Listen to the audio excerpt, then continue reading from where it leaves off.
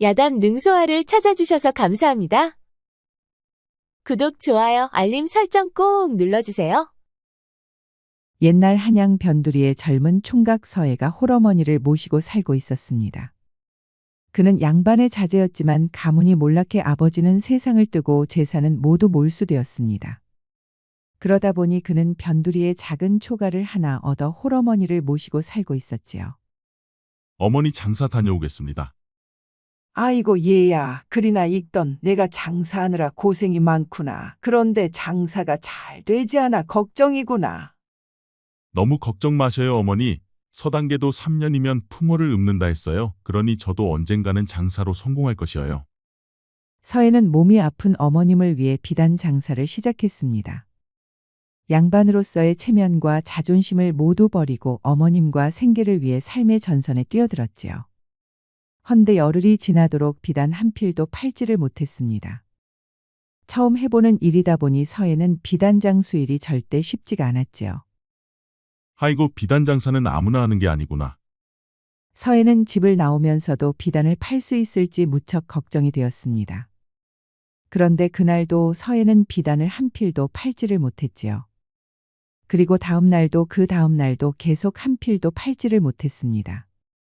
상단에서 외상으로 비단을 가져와 팔기 시작했는데 이제 내일이면 비단값을 치러야만 했지요. 헌데 가져온 10필 중에서 단 한 필도 팔지를 못해 서해는 걱정이 이만저만이 아니었습니다. 내가 이런 비단 하나도 팔지 못한다면 앞으로 어머님은 무슨 수로 모신단 말인가. 서해는 자신의 처지보다 어머님 걱정이 앞섰습니다.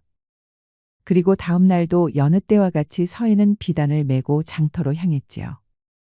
이제 오늘이 지나고 내일이면 비단값을 치러야만 했습니다. 그러다 보니 그는 무척이나 긴장되고 민감해져 있었지요. 지금 말로 하면 스트레스가 만땅이었습니다. 그런데 장터로 들어가는 돌다리 끝자락에 웬 처녀가 점을 보고 있는 게 아니겠습니까? 행색은 초라한데 그녀의 눈빛은 날카롭고 무척 예리해 보였지요. 헌데 그녀가 써놓은 표지판은 글씨가 삐뚤빼뚤하게 적혀 있어 보기에도 무척 우스웠습니다. 오늘 하루만 점을 봅니다. 돈은 마음대로 주십시오. 참나 글을 쓴 게 아니라 그렸군 그렸어. 발꼬락으로 써도 저보다는 낫겠다. 서해는 장사가 안 돼 잔뜩 열불이 나 있고 민감해져 있는 상태에서 자신도 모르게 말이 튀어나와 버렸지요. 아니 글을 발꼬락으로 썼던 발 뒤꿈치로 썼던 무슨 상관이요. 무슨 뜻인지 알아만 보면 됐지. 오라, 글 솜씨는 형편없으면서 입은 아주 그냥 제대로 살아있구나. 아니 날 언제 봤다고 초면에 시비요 시비가. 아니 누가 시비라는 것이냐. 나는 그저 본대로 사실대로 말했을 뿐이다. 아니 이자가 지금 누구 장사 망치려 작정한 것이요. 어서 저리 썩 꺼지지 못하오. 삐뚤어진 글을 보고 누가 내게 점을 치겠느냐. 내 신경 써서 좀 써줄까 했는데 자네 하는 꼬락서니를 보니 틀렸군 틀렸어. 글을 써줄 의사가 있다는 말에 처녀는 갑자기 차분해졌습니다. 글을 잘 쓰시오. 아, 그리야 내가 가장 잘하는 것 중에 하나지. 그럼 내 표지판에 글 한번 똑부러지게 써줄 수 있겠소? 좀 전까지는 잡아먹을 듯 덤비더니만 갑자기 왜 이렇게 상냥해진 것이냐. 아 그야 그땐 시비 거는 상황이었고 지금은 거래하는 상황이 아니여. 아, 그러니까 이제 나하고 거래하자는 것이냐. 그럼 맨입으로는 안 되지. 글을 써주면 내게 무엇을 줄 것이냐. 오늘 밥 한 끼 어떻소? 밥 한 끼라. 언제부터 내 글이 한 끼 식사로 전락했단 말인가 허참. 아직 개시도 못했는데 나는 크게 인심 쓴 것이요. 밥 한 끼가 부족하면 점도 한번 봐주겠소. 점이라 보아하니 꼬락서니가 어디서 주워들은 것으로 점쟁이 흉내나 내는 것은 아니냐. 거참 맨날 속고만 살아왔소? 어째 그 입에서 나오는 말은 죄다 부정적인 것이요. 좋다 그래. 한번 속는 셈 치고 점 한번 보자꾸나. 장돌뱅이 서해는 점보는 처녀 앞에 정자를 하고 앉았습니다. 그러자 그녀가 말했지요. 잠시 손 좀 내보시오. 서해가 처녀에게 손을 내밀자 처녀는 서해의 손을 잡고 송금을 보았습니다. 그리고 그의 얼굴을 유심히 살펴보았지요. 당신 내일이면 이 장터에서 쫓겨날 팔자요. 무엇이라? 아니 내가 쫓겨난다니 그게 무슨 말이냐. 당신이 외상으로 가져온 비단을 제때 팔지 못하니 상단 점주는 당신을 더 이상 쓸모없다 생각할 것이요. 처녀의 말에 서해는 귀신 같다는 생각이 들었습니다. 그렇지 않아도 비단을 팔지 못해 내일이면 쫓겨날 판이었지요. 그럼 이제 어찌하면 좋겠소? 이제 내 말에 관심이 가시오. 그럼 내 표지판부터 써오시오. 알겠소. 내 곧 써줄 터이니 먼저 말해주면 안 되겠소? 이래도 순서가 있는 법. 서로 하나씩 주고받는 것이 상도덕 아니겠소. 아, 알겠소. 내 당장 가서 써오리다. 서해는 달려가 나무판을 구하고 그 표지판 위에 글을 아주 깔끔하게 써왔습니다. 보아하니 글 솜씨 하나는 예술이구려. 이런 솜씨면 먹고 사는 것은 문제 없겠소이다. 서해가 써온 표지판이 마음에 든 처녀는 서해에게 칭찬을 해주었습니다. 그리고 서해는 글로 먹고 살 수 있다는 그녀의 말에 혹했지요. 이제 아셨소? 내가 글솜씨 하나는 명필이요. 그런데 어찌하면 내가 나의 글솜씨로 먹고 살 수 있는 것이요? 그 말에 처녀의 입가에는 미소가 흘렀습니다. 그리고 그녀는 실눈을 가늘게 뜨고 말했지요. 먼저 비단 장사는 버려야 하오. 비단과 당신은 상극이요. 비단 장사를 버려야 한다. 그 다음에 나는 무엇하면 되겠소? 그 말에 처녀는 잠시 말을 멈췄습니다. 그리고 미간을 찌푸리며 말했지요. 아침도 못 먹었는데 배가 고프구려. 아, 그러시오. 그럼 어서 밥이나 먹으러 갑시다. 어차피 내가 표지판을 써주면 그대가 밥을 산다 하지 않았소? 허참, 내가 좀 전에 말하지 않았소. 아직 개시도 하지 못했다고. 그러니 내게 무슨 돈이 있겠소. 거참, 그럼 내게 거짓을 말한 것이요? 아니, 누가 거짓말을 했다는 거요? 돈이 없지 밥을 안 산다고는 안 했소. 거참, 사람을 아주 그냥 가지고 노는구려. 당신의 입놀림에 내가 졌소. 마음이 조급해진 서해는 주머니 속에 마지막 남은 한 양을 가지고 처녀를 국밥집으로 데려갔습니다. 주모, 여기 국밥 한 그릇만 주시오. 아니, 왜 한 그릇만 시키시오? 난 배고프지 않소. 처녀는 서해가 사준 국밥을 개눈 감추듯 빠르게 먹었습니다. 아이고, 잘 먹었다. 덕분에 배불리 잘 먹었소. 주막집에서 밥 먹고 나오면서 처녀는 한 손으로 이를 쑤시고 한 손으로는 아랫배를 두드리며 꺽 소리를 냈습니다. 자, 이제 말해주시오. 나는 무엇을 하면 되겠소? 당신은 그저 나만 따라다니면 돼요. 아니, 당신을 따라다니라니 그것이 무슨 말이요? 점쟁이는 눈으로 보고 입으로 팔고 귀로 훔쳐듣습니다. 그러니 난 입으로 장사를 하고 그쪽은 붓으로 장사를 하면 되는 것이요. 나는 무슨 말인지 도통 알아들을 수가 없소. 알아듣게 좀 설명해 보시오. 그러니까 내가 점사를 볼 때 그쪽은 내 옆에서 부적을 만들어주면 된다는 것이요. 그러니까 지금 나보고 그대의 꼬붕이 되라는 것이요? 뭐 꼭 꼬붕이라 할 수는 없지만 어쨌든 동업이요.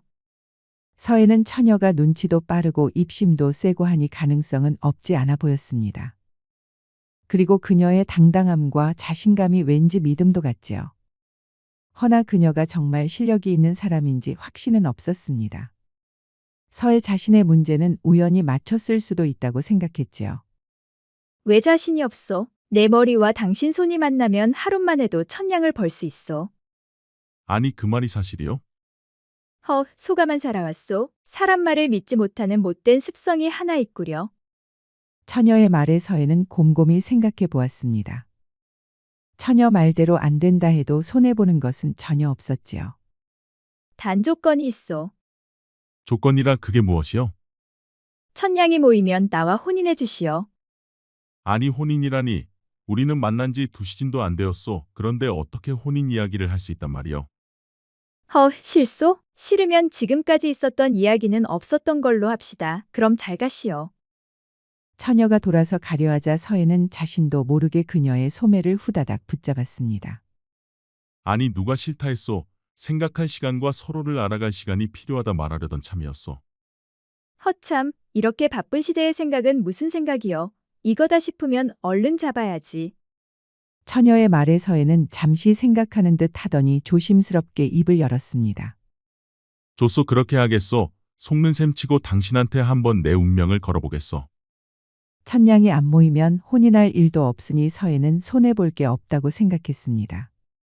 그리고 또 천냥이 모인다면 그것은 처녀의 능력이 탁월하다는 것이니 어머님을 모시고 평생 먹고 사는 일은 걱정하지 않아도 된다고 생각했지요. 잘 생각했소. 나는 혜란이라 하오. 그녀는 기방에서 태어나고 자란 여종 출신이었습니다. 그녀는 어려서부터 수많은 사람들을 접하면서 볼 것 못 볼 것을 죄다 보았지요. 그리고 그녀는 관찰력이 뛰어났는데 언젠가부터 손님 얼굴만 봐도 어떤 사람인지 대번에 알 수가 있었습니다. 그러다 보니 그녀는 자연스럽게 관상쟁이가 되어버렸지요. 그런데 그녀는 기방에 찾아온 산에서 도닦은 스승을 만나 그에게 새로운 것도 많이 배웠습니다. 그뿐만 아니라 그녀는 천재적인 두뇌도 가지고 있다 보니 흡수력이 무척 빨랐지요. 그 덕에 그녀는 제대로 공부한 웬만한 관상쟁이보다 관상을 훨씬 잘 보았습니다. 그런데 그녀가 성인이 되자 허구한 날 술 취한 사내들이 그녀를 찍적거리기 시작했지요. 기녀보다 여종이 예쁘다 보니 사내들이 그녀를 가만두지를 않았습니다. 그리고 기방의 점주도 그녀에게 기생이 될 것을 계속 강요했지요. 그 바람에 그녀는 결국 견딜 수 없어 기방을 나와 한양 장터거리에 돗자리를 깔게 되었습니다. 그리고 첫날 서해를 만났지요. 나는 서해라 하오. 본시 양반 가문의 자제였으나 가문이 몰락해 지금은 이 모양 이 꼴이요. 벌써 알아봤소. 양반이 아니고서야 그런 글씨체가 나올 리는 만무하지요. 그리고 당신은 내 서방이 될 팔자요. 아니 그렇게 훅 들어오면 나보고 어쩌란 말이여. 내게도 마음의 준비를 할 시간이 좀 필요하지 않겠어. 준비를 하든 말든 그건 알아서 하시고 당신은 내 곁을 떠나서는 상거지가 되던지 굶어 죽을 팔자이니 그리하시오. 너무 그리 몰아붙이지 마시오. 나도 생각이란 걸 할 줄 아는 사람이여. 그렇게 두 사람은 천냥이라는 이름하에 혼인을 건 계약이 시작되었습니다. 그리고 다음 날 일찍 두 사람은 장터거리에서 다시 만났지요. 그들은 누렇고 허름한 천막을 치고 말뚝을 받기 시작했습니다. 자, 오늘 하루만 점을 본다. 돈은 마음껏. 이 정도면 되었어. 그 밑에 작게 추가로 적으시오. 나이 30 미만은 출입 금지. 아예 돈 없으면 오지 말라는 말과 같소. 세상에서 제일 불안한 족속이 뭔지 아시오? 그게 무엇이요? 나이는 찾는데 시집장가도 못 가는 양반들이요. 그리고 일이 뜻대로 되지 않아 주저앉기 직전의 사람들이지. 그 말에 서해는 혜란을 흘깃 쳐다보았습니다. 그녀는 단순히 점을 보는 게 아니라 사람의 속마음을 읽는 도사 같아 보였지요. 서해는 천막 앞에 아주 멋지게 쓴 간판을 걸었습니다. 보기에도 간판은 아주 그럴싸해 보였지요. 자, 이제부터 그대는 내가 알려준 대로 부적을 그리기만 하면 됩니다. 준비를 마치자 잠시 후 첫 손님으로 중년의 아전 부인이 그들을 찾아왔습니다. 그녀는 화려한 옷차림에 눈썹이 짝짝이었지요. 아니 이런 곳에 점집이 다 생겼네. 어디 나 좀 한번 봐주소. 중년의 여인이 혜란 앞에 앉자 혜란은 그녀의 관상과 송금을 보았지요. 숨긴 사내. 그 말에 중년 여인의 동공이 갑자기 커졌습니다. 아니 그게 무슨? 하늘은 속여도 나는 못 속이지. 지금까지는 잘도 숨겼지만 곧 들통날 팔자요. 그 말에 얼굴이 사색이 되어 중년 부인이 말했습니다. 들통나면 그녀는 완전 끝장날 판이었지요. 그럼 어찌하면 좋겠어? 신령님의 힘을 빌려야지 아니면 방도가 없어. 아니 어떻게 신령님의 힘을 빌린단 말이요? 내 부적을 몸에 지니면 신령님께서 당신을 보호해 줄 것이요. 아 그렇소? 그럼 그 부적은 얼마요? 열량이요. 아니 다른 곳에서는 보통 한두 냥이면 하는데 어째 10냥씩이나 받는 것이요? 아, 그쪽 신령이야 싸구려 신령이니 한두 냥이면 되지만 우리 신령님은 그들하고는 차원이 다른 신령님이요. 어따 대고 2냥짜리 신령을 갖다 대시오. 아 알겠어? 화내지 마시구려. 그런데 부적을 지니면 확실히 들통나지 않는 것이지요? 그렇소 두말하면 입만 아플 뿐이요. 중년의 아전 부인은 열량을 꺼내 혜란에게 주었습니다. 그러자 혜란이 서해를 보고 말했지요. 눈과 귀를 가려 들통나지 않는 부적이요. 알겠소. 지금 들어가오. 처음이지만 두 사람은 손발이 척척 맞았습니다. 그렇게 첫 손님부터 한 번에 열량이나 되는 큰돈이 손에 들어왔지요. 그런데 사실 그 중년 부인은 숨긴 사내가 들통날 일은 없었습니다. 그녀는 워낙 철두철미한 데다 조심성이 많아 항상 조심하고 있었지요. 헌데 돈은 많고 숨기는 게 있으니 처녀는 그녀의 약점을 잡아 부적을 쓰게 한 것이었습니다. 그렇게 중년 부인이 부적을 받아 돌아가자 서해가 말했지요. 허참 내 눈으로 보고도 믿기질 않소. 열량을 벌기 위해 비단을 메고 여러 개의 마을을 돌아도 될까 말까 한데 앉은 자리에서 소오줌 놓는 시간에 열량을 벌다니. 이리만 되면 천냥은 불가능한 일도 아닐 것 같소하. 이제야 내 말을 믿겠소 장찬의 서방님. 나와 혼인할 준비나 하고 계시오. 또 그 소리, 그 얘기는 일단 천냥이 되면 그때 합시다. 그리고 잠시 후 두 번째 손님으로 중년의 사내가 찾아왔습니다. 그 다음에는 딸을 관에 묻은 하급 포졸이 찾아왔지요. 그리고 장안의 소문이 났는지 점점 사람들이 많이 찾아왔습니다. 들었어? 저기 저 점쟁이 처녀가 천막에서 귀신같이 점을 본다더구만. 아, 그 처녀가 신내렸는데 아주 용하다더구만. 그리고 그곳에서 써준 부적의 효험이 탁월하다네. 그럼 저들이 가기 전에 나도 가서 얼른 봐야겠구만. 오늘 하루만 본다 하니 안 볼 수가 없지 않은가. 아, 가려면 나도 같이 가세. 시간이 갈수록 사람들이 계속 몰려들기 시작했습니다. 항아리엔 엽전이 넘쳐났고 서해는 부적을 그리느라 정신이 없었지요. 이거 이러다 진짜 천냥 찍겠는데? 벌써 700냥이 넘었어. 내가 뭐라 했소. 내 머리와 당신의 손이 만나면 우린 하루에도 1000냥짜리라 하지 않았소. 서해는 문득 헤란의 옆 얼굴을 보았습니다. 그녀의 머리카락은 바람에 살랑살랑 흩날렸고 단호한 인매는 단단해 보였지요. 그리고 눈은 초롱초롱했으며 눈빛은 꿰뚫어 보듯 날카로웠습니다. 당신이라는 사람 도대체 어떤 사람이요? 서해는 사람들의 점을 봐주고 있는 그녀를 옆에서 지켜보며 그녀에 대한 관심이 커졌습니다. 그녀는 보면 볼수록 신기하고 신비스러웠지요. 왈가닥 같은 그녀가 지금 눈앞에서 장터에 있는 돈을 죄다 쓸어 담고 있었습니다. 어느새 해는 서쪽으로 기울고 동쪽 하늘에는 둥근 달이 뜨고 있었지요. 98, 99, 10량짜리 부적을 100개 팔았으니 딱 천냥이요. 오호, 그럼 이만 접읍시다 서방님. 아직도 영업을 더 할 수는 있었지만 헤라는 영업을 중단했습니다. 오늘은 이제 끝이요. 남아있는 손님들은 아쉬워하며 발걸음을 옮겼습니다. 두 사람은 천막을 정리하고 헤란이 묵고 있는 주막집으로 향했습니다. 그리고 그들은 천냥이 가득 든 엽전자루를 앞에 두고 서로 마주 앉았지요. 이렇게 하루 만에 천냥을 벌 줄이야 정말 믿기지가 않소. 서방님, 이제야 내 능력을 믿으시겠소? 능력은 믿지만 이제 앞으로는 어떻게 할 것이요? 약속대로 우리는 혼인을 할 것이요. 그럼 혼인하고도 그대는 계속 점을 볼 것이요? 서해 말의 헤라는 잠시 눈을 감았습니다. 그리고 잠시 후 진지하고 단호한 눈빛으로 서해를 보며 말했지요. 이 돈으로 상단을 인수할 것이요. 아니 장사를 해보았소. 아니 해보지 않았소. 장사 경험이 없는데 어떻게 상단을 운영할 수 있겠소? 내게 다 생각이 있소. 그리고 지금은 우리 혼인은 서로 약속만 하고 혼례는 추후에 올릴 것이요. 뭐가 뭔지 도통 모르겠구려. 허나 그대가 상단을 인수한다 하니 그럴 만한 계획이 있을 것이란 생각이 드오. 자, 나와 혼인하겠다 약속하시오. 헤라는 서해에게 새끼 손가락을 내밀었습니다. 하루 만에 천냥을 버는 모습을 두 눈으로 확인한 서해는 헤란을 믿었습니다. 그리고 왠지 그녀의 매력에 빠져드는 느낌이었지요. 조소 약속하겠소. 그렇게 그날 밤 두 사람은 혼인을 약속했습니다. 이제 두 사람은 정혼한 사이가 되었지요. 그리고 다음 날 두 사람은 주막에서 다시 만났습니다. 주막에서 아침을 먹은 두 사람은 변두리 작은 상단으로 향했지요. 이렇게 아침 일찍 나를 왜 보자 한 것이요? 상단을 내게 파시오. 아니 상단을 팔라니요? 벌써 수년째 적자만 보고 있지 않소. 이제 가진 땅도 죄다 팔았으니 더 이상 팔 땅도 남아있질 않소이까. 내 뒷조사를 한 것이요?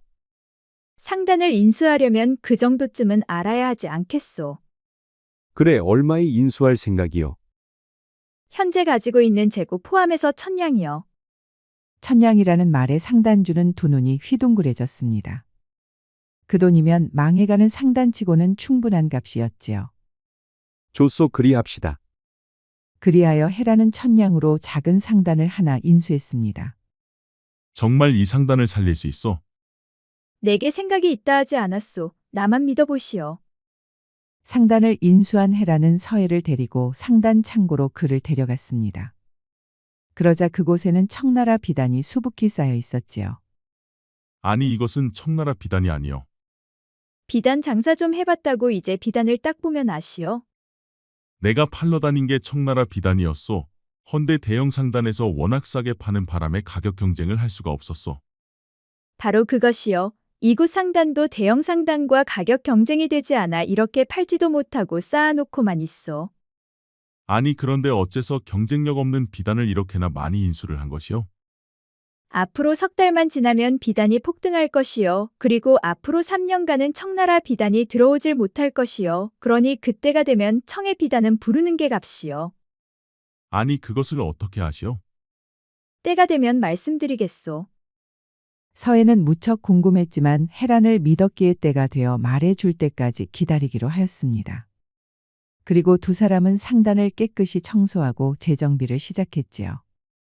부서진 문짝을 고치고 간판도 멋지게 바꾸었습니다. 서해는 상단명을 청운상회라 지었지요. 푸른 구름처럼 멀리서 온 귀한 비단을 뜻하며 부귀와 출세의 상징으로 그 이름을 지었습니다. 그리고 딱 3개월이 흘렀지요. 그러자 청에서 비단이 들어오지 않기 시작했습니다. 그 바람에 시장에서는 청의 비단값이 폭등하기 시작했지요. 이곳이 청에 비단이 있다 들었소. 내가 값을 2배로 치를 테니 비단 좀 파시오. 지금은 팔지 않소. 그러니 돌아가시오. 아니 왜 비단을 팔지 않겠다는 것이요? 내가 2배로 값을 치른다 하지 않소. 아, 주인이 팔지 않겠다는데 무슨 이유가 필요하오? 거참 알다가도 모를 일이오. 이후로도 상인들이 수없이 찾아왔지만 헤라는 절대 비단을 팔지 않았습니다. 그러다 다음에 대형 상단의 비단이 모두 바닥나자 비단값은 천정부지로 치솟았지요. 그러다 보니 비단값이 10배, 20배가 뛰기 시작했습니다. 그제서야 헤라는 비단을 조금씩 풀기 시작했지요. 그러던 어느 날 대형 상단의 대행수가 헤란을 찾아왔습니다. 이곳에는 아직도 비단이 많다 들었소. 내게 반을 넘겨주시오. 값은 10배로 치르리다. 틀렸소. 값은 20배로 치러야 하오. 좋소. 그리하리다. 단 조건이 하나 있소. 조건이란 게 무엇이오? 형판대감의 비리장부를 내게 넘기시오. 헤란의 말에 대행수의 눈이 갑자기 커졌습니다. 아니, 그것을 어떻게 아시오? 다 알고 하는 말이니 나와 거래를 할 것이요 말 것이요. 아니, 값을 20배나 치르는데 그것까지 요구하는 것은 무리한 요구가 아니오. 싫으면 하지 않아도 돼요. 비단을 원하는 상단은 널려 있소. 그리고 당신 상단이 망하고 나서야 그 비리 장부는 휴지 조각에 불과할 것이요. 그러니 지금 이 자리에서 상단을 살릴 것인지 이대로 끝장낼 것인지 결정을 하시오. 헤란의 단호함에 대형 상단 대행수는 별다른 뾰족한 수가 없었습니다. 비단을 확보하지 못하면 그의 상단도 파산할 지경이었지요. 좋소. 넘겨주겠소. 단 내가 줬다는 것은 비밀로 해주시오. 나도 상도덕쯤은 아는 사람이요. 비밀에 붙여드리리다. 그리하여 헤란은 쌓아놓은 비단의 반을 대형 상단에게 넘기고 그에게서 20배의 값과 형판대감의 비리장부를 넘겨받았습니다. 대형 상단주는 만에 하나를 대비해 형판대감의 비리장부를 손에 쥐고 있었던 것이었지요. 어느새 헤란과 서해의 상단은 한양에서 5손가락 안에 들 정도로 거대한 상단이 되어 있었습니다. 그런데 형조판서의 비리 장부는 왜 필요한 것이요? 이것 또한 때가 되면 말씀드리지요. 서해는 그 또한 궁금했지만 그녀를 믿었기에 말해줄 때까지 기다리기로 했습니다. 지금부터는 비단을 판 돈으로 모두 전국에서 쌀을 사 모으시오. 아니 수만 양이나 되는 돈을 모두 쌀을 사 모으란 말이요. 그렇소. 내년 6월이 오기 전에 최대한 사 모아야 할 것이요. 아 알겠소. 대체 무슨 이유로 쌀을 사라 하는지 모르겠지만 내 그리하겠소. 서해는 그녀를 믿었습니다. 그래서 그녀가 시키는 대로 했지요. 한편 헤라는 형판대감의 비리장부에서 한 장을 뜯어들고 그를 찾아갔습니다. 요새 한양에서 돈을 제일 잘 번다는 대행수가 내 집에는 어쩐 일이요? 내 대감을 살려주고자 찾아왔습니다. 아니 나를 살리다니 그게 무슨 말이요? 자, 이것을 한번 보시지요. 형판대감은 해란이 내민 뜯어낸 장부를 보았습니다. 그리고 그 순간 그의 두 눈이 휘둥그레졌지요. 아니, 이것을 어떻게? 그러니 내가 뭐라 했습니까? 대감을 살리러 왔다 하지 않았소. 만에 하나 이것이 다른 이의 손에 들어갔다면 대감의 목이 달아날 수도 있지 않겠습니까? 아니, 이것을 어떻게 손에 넣은 것이요? 그렇지 않아도 이것이 없어져서 한참을 찾았소이다. 우연히 손에 넣게 되었습니다. 제 부탁을 하나 들어주시면 장부원장을 온전히 가져다 주겠소. 그래, 그 부탁이란 게 무엇이요? 영모제로 세상을 떠난 박형덕 대감을 아시지요? 그런데 그 일은 왜 꺼내는 것이요? 그분께서 모함을 받아 영모제가 되었다는 것도 잘 아실 것이요. 이제 그분의 명예를 형판대감께서 찾아주셔야겠습니다.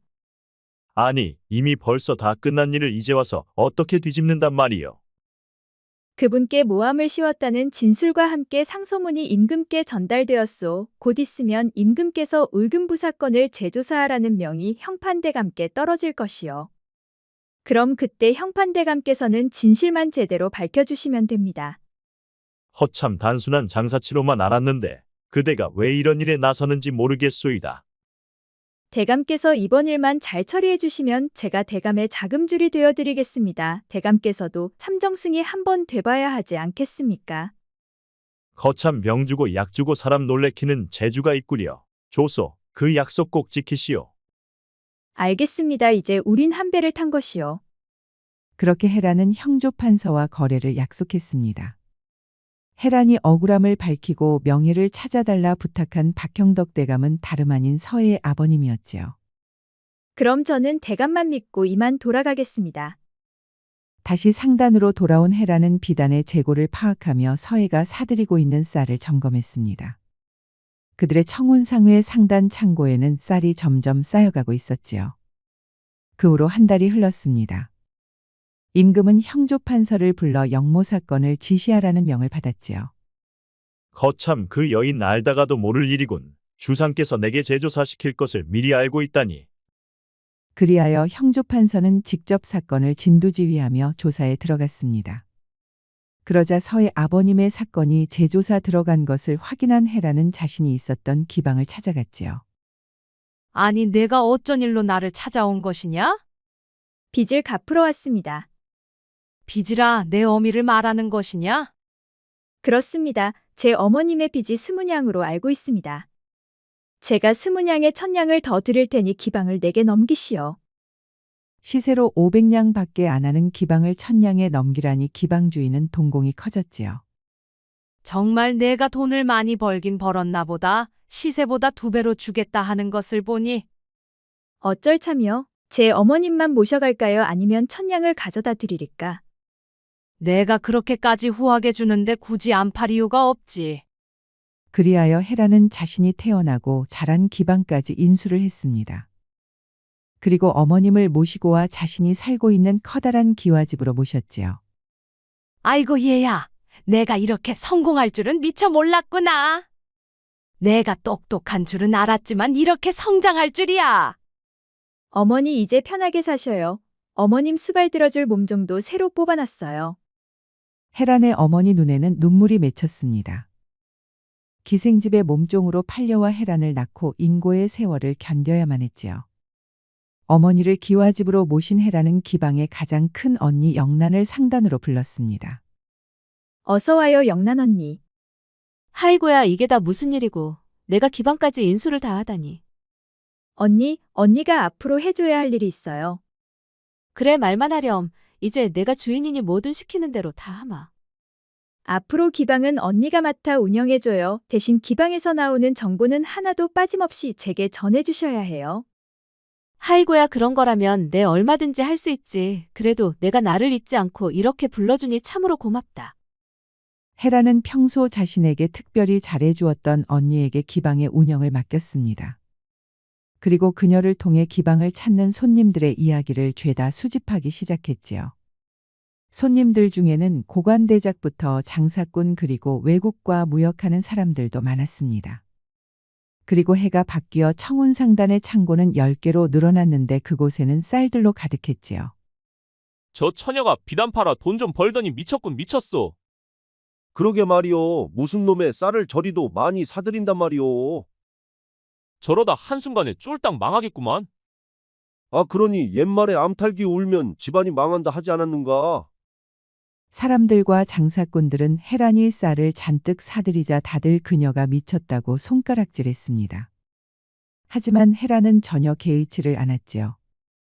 그리고 해가 바뀌고 꽃피는 봄이 온 어느 날 헤란과 서해는 집무실에서 마주 앉았습니다. 드디어 쌀을 모두 사들였어. 고생했어요, 서방님. 그런데 괜찮겠소? 이렇게 많은 쌀을 다 어찌할 것이요? 이제 곧 있으면 가뭄이 들어 모든 곡물이 말라 비틀어질 것이요. 그럼 장사치들이 가마를 끌고 우리 상단에 심리는 줄을 설 것이요. 아니 그 말이 정말이요? 정말 하늘의 기운도 있는 것이요?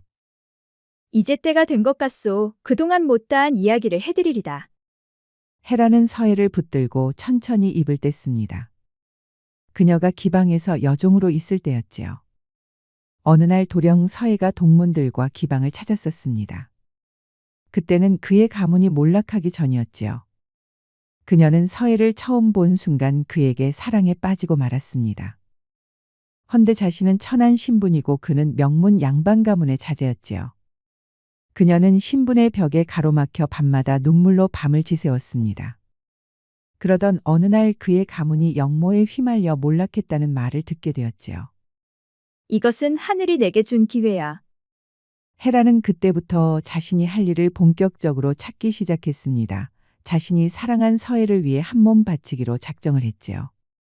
그의 가문의 명예를 회복시켜주고 서해에게 꼭 필요한 사람이 되리라 맹세했습니다.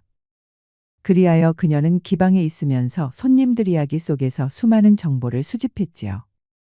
그러던 어느 날 무역상들의 이야기 속에서 청나라 누에의 전염병이 번지고 있다는 말을 들었습니다. 그렇다면 머지않아 비단값이 폭등할 것이라 그녀는 예견했지요. 그리하여 망하기 직전에 비단 상단을 사들일 천냥이 필요했습니다. 그리고 그 천냥을 만들기 위해 기방을 나와 서해가 지나는 골목에 자리를 깔고 그와의 인연을 일부러 만든 것이었지요. 아니 그럼 일부러 내게 접근한 것이었소? 그렇습니다. 당신과 나의 운명은 황금궁합이요. 우리가 떨어져 있을 때는 모두 힘들었지만 함께한 지난 1년간 우린 많은 것을 해냈소. 지나고 보니 헤란의 말이 맞았습니다. 그런 것 같구려. 그런데 말이여 올해 가뭄이 들어 흉작이 될 것이란 것은 어찌하셨소?